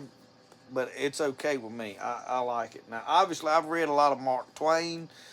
Huckleberry Finn. I like Tom Sawyer, but Huckleberry Finn was by far the best book. I have not read some of the other ones. I've read, I think the Connecticut Yankee. I think I read it, and there was something else by him that I have read. And Tom Sawyer Abroad. That was when they get in this hot air balloon and they fly all across. I laughed till I hurt reading that book. So, there's some really good writers out there. Um, I like a lot of these mountain men stuff. I've read a good many of the Sackets by Louis L'Amour. Y'all, I'm not a fan of Westerns. I have read some Westerns. They're okay. I'm not against reading Westerns. Most men like to read Westerns. I like the mountain men stories. And it's like William Johnstone's with the Preacher series. I read part of them. And they're good for what they are, but it's all blood and guts and shooting each other and fighting and killing, and that's it. I want you to tell me about beaver trapping and encountering a grizzly bear and barely surviving starvation in the mountains and how you built your shelter and building your log. I mean, there's just a lot of life that I want to know about. So, I have read this, that, and the other, and you find stuff you like, you find stuff you don't. I'm trying to look up here at some of the stuff I have read that I have like treasures of English poetry. The Life of John Wesley, I read that. That was pretty good.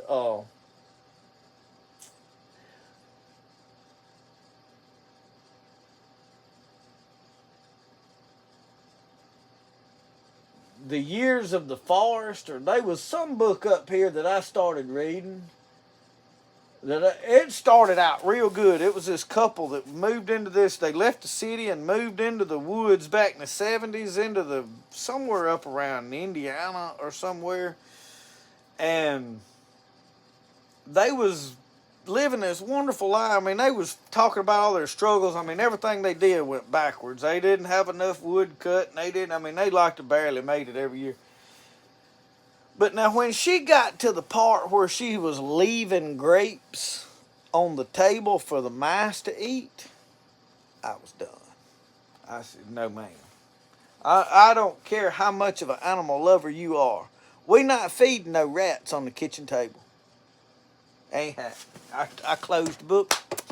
And y'all, I have a thing about when I start reading, I want to finish that book. Even if it ain't no good, I'm going to make it through it. I mean, I have chugged away at some books that was grueling at different times. I mean, I finished the last Lord of the Rings because I was determined to finish it. I closed that. I'm not going to sit there and read somebody feeding rats on their table. So anyway, and like I said, a lot of different. I've got some fur trapping. Now this was a good book that he sent to me. Martin Meltzer sent me this, y'all. This I read this. This was a good book. If you get a chance to find this book and read it, this is about this little boy. I say he's a little boy. He's at least a teenager. And he becomes the killing black bears because he kept having encounters with them and they were attacking them. And they fight these black bears, and I guess it's from around Indiana. It's Indiana Press. But now he sent it to me, and Martin lives around where all of this stuff was written. And it's not no long. I mean, some books is, thick and they got little bitty words. This one didn't take me no great long while to read it. That was an interesting read. It was a good book. I was trying to I know I'm missing some good ones because last year I read more books than I did this year. I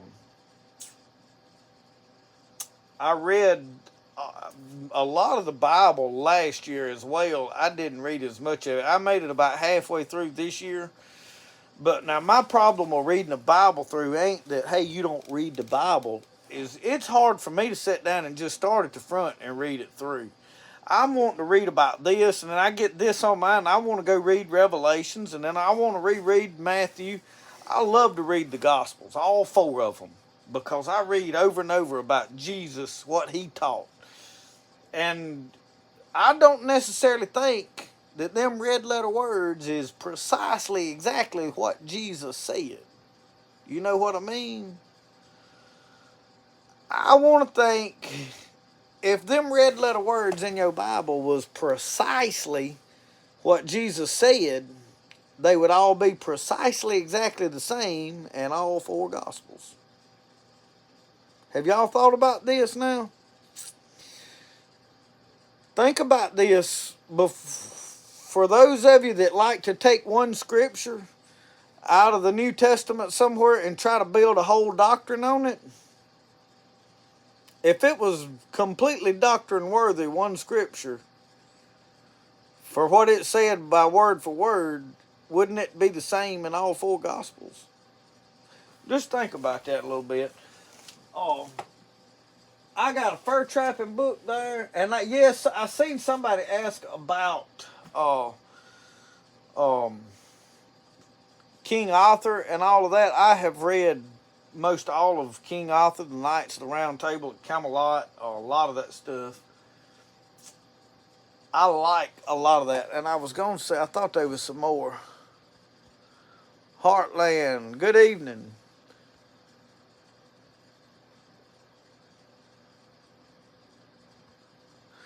Yeah, I have read some of Brandon Sanderson's work too, Tommy, because I like the fantasy stuff. Vicky, you better not be missing our live. We're talking about books now. We done talked about everything else.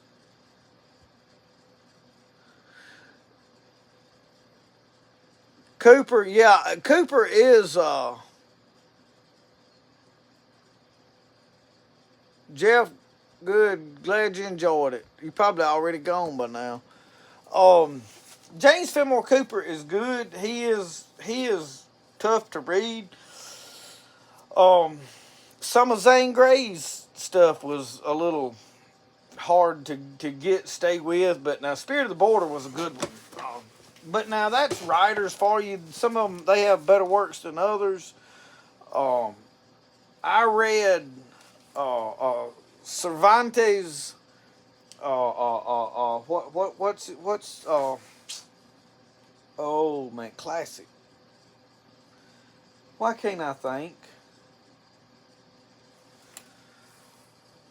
What's Cervantes, right? Y'all know what I'm talking about. It's a classic. I read that this year. I read it this year. Oh, it's about the old crazy guy that went around and they fought all these. Uh,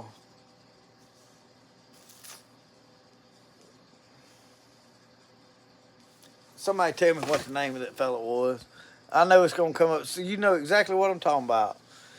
Oh, Don Quixote. That's it, Tommy.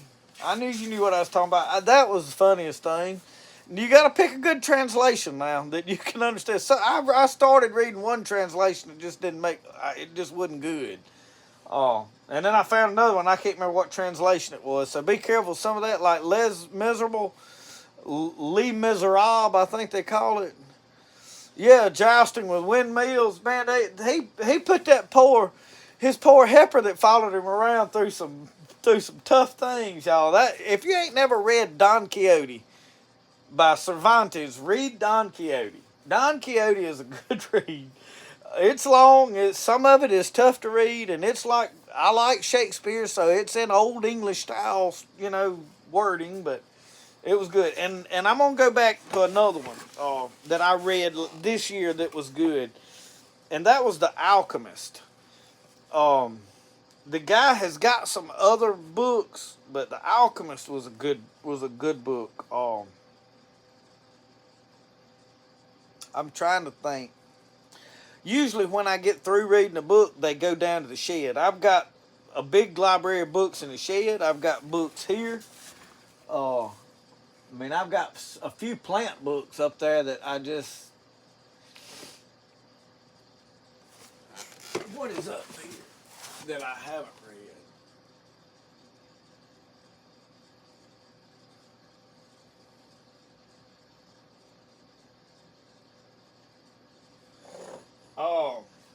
was gonna tell you this. Uncle Sasquatch sent me a book. Give my heart to the hawks. Read that. That is basically the opposite tale of bury my heart at Wounded Knee. It is the mountain men's viewpoint of everything that went on in that time period. So it was good. But up there, I've got a bunch of William Johnstones and Zane Greys and stuff like that in paperback up there. I don't know what else. And these Walt Whitman and stuff, I have not read them yet. And then there was another writer, William Faulkner. I have not, I think it's Faulkner. Who did I know? Yeah. I've been wanting to read this. As I Lay Dying, I have not got to read this yet. I've been wanting to read this book. So I may read it here before too long.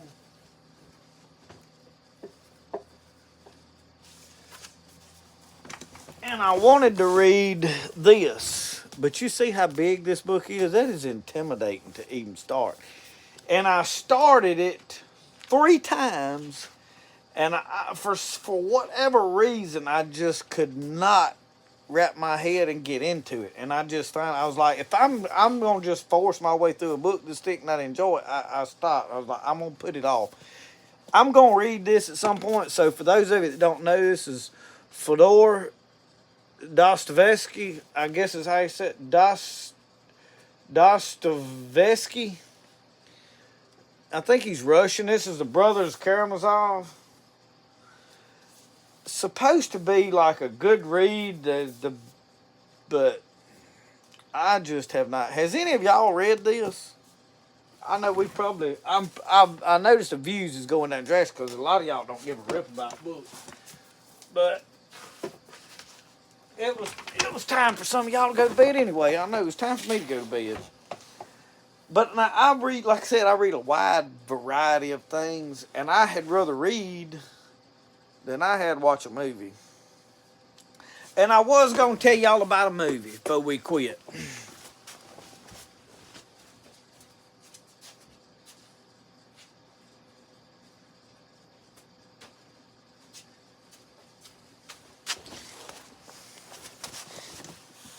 This movie right here, The Call of the Wild.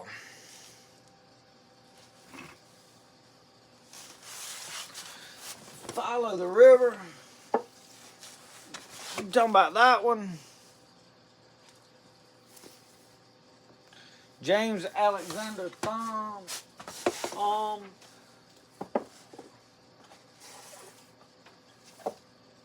And I've been wanting to start reading this one too. I picked it up at a thrift store. People of the Isle. It looks like it would be a good one. But anyway, I've got a big volume in yonder right now of Jack London's collected short stories and most of his novels all in one big old giant thick book. With this, I have read this book a long time ago. This is The Call of the Wild. This has got Harrison Ford in it, y'all. This book, or this movie, was very well done. So if you like the outdoor mountain, snow, Alaska, and this was, my wife struggled to get through it because she is a dog lover and she didn't like them stealing that dog mistreated. The dog don't die. The dog lives through the whole movie. Now there's some dogs in there that do die. It don't show them getting killed, but it lets you know they didn't make it. But this was a good movie. And the man, Harrison Ford, dies at the end of the movie. Just so you know, if you hadn't read the book.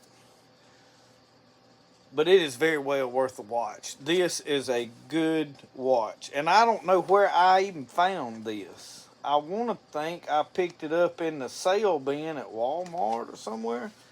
I walked by and happened to see it somewhere and been like, I want to watch that.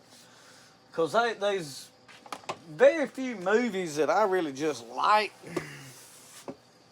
I've got all the Foxfire books.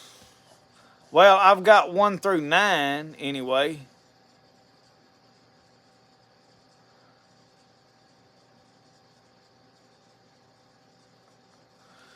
tell me, I want to think I've got Faulkner's the Rivers. I got some Faulkner over here.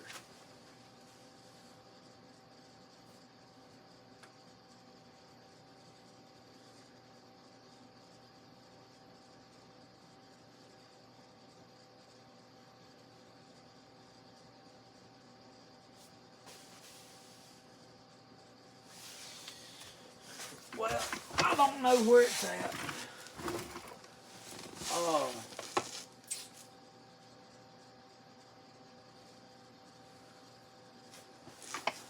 Oh, I know where they is. Right here. I've got Light in August, and I've got The Sound and the Fury by Faulkner. That's where they at.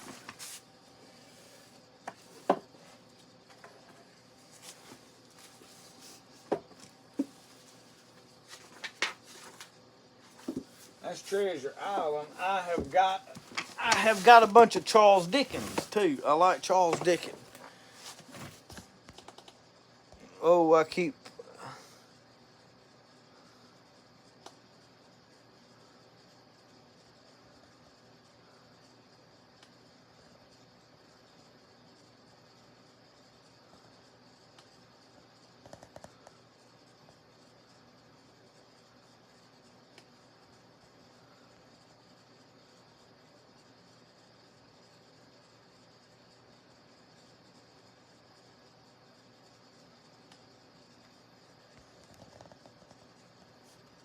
I'm trying to catch up with.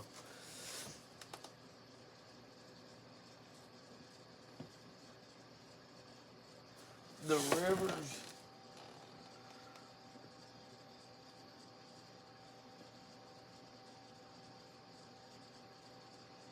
I'll have to check some of them. And what I do, y'all, a lot of these books I pick up in thrift stores.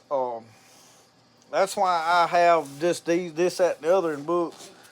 If I'm in a thrift store, I go look at the books, and if I find stuff, hey, I would like to read that, I get them. I have read a fraction of this shelf. Now, what's down there in my pottery shed, usually once I've read something, I take it down there and put it on the shelf somewhere down there. But now there's still a bunch of that I hadn't read.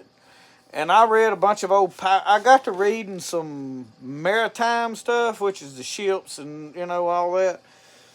And it was interesting. And then when I read, what's his name? The guy that's Brian something. Y'all know who I'm talking about. He bored me to death. And everybody else he's like the greatest they are. And I was like, he described so much about the ship and detail in every part of the ship and the mirror. And I don't know a lot of that nautical stuff. And it just didn't appeal to me. I was more into the story of what was going on, and the fact that they was on a ship.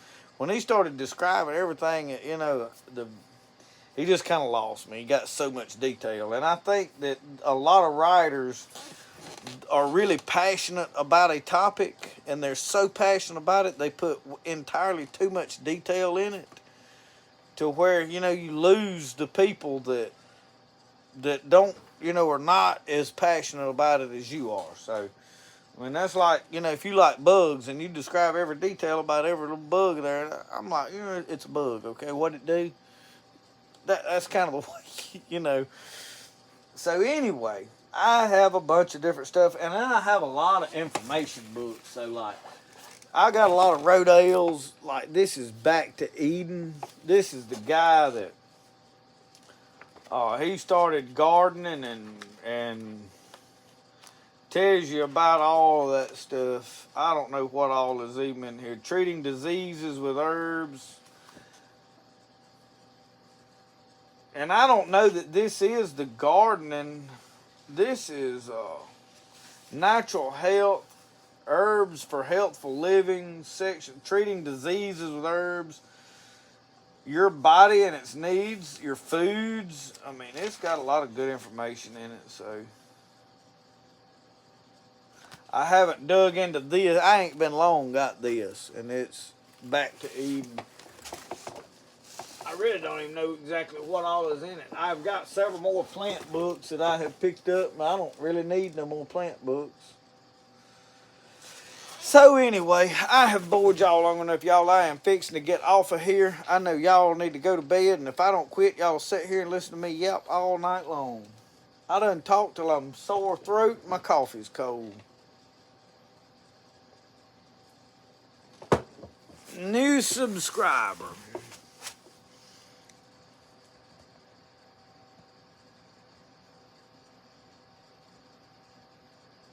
Heartland Headquarters. Hello from Four Corners. Nice to have you with us.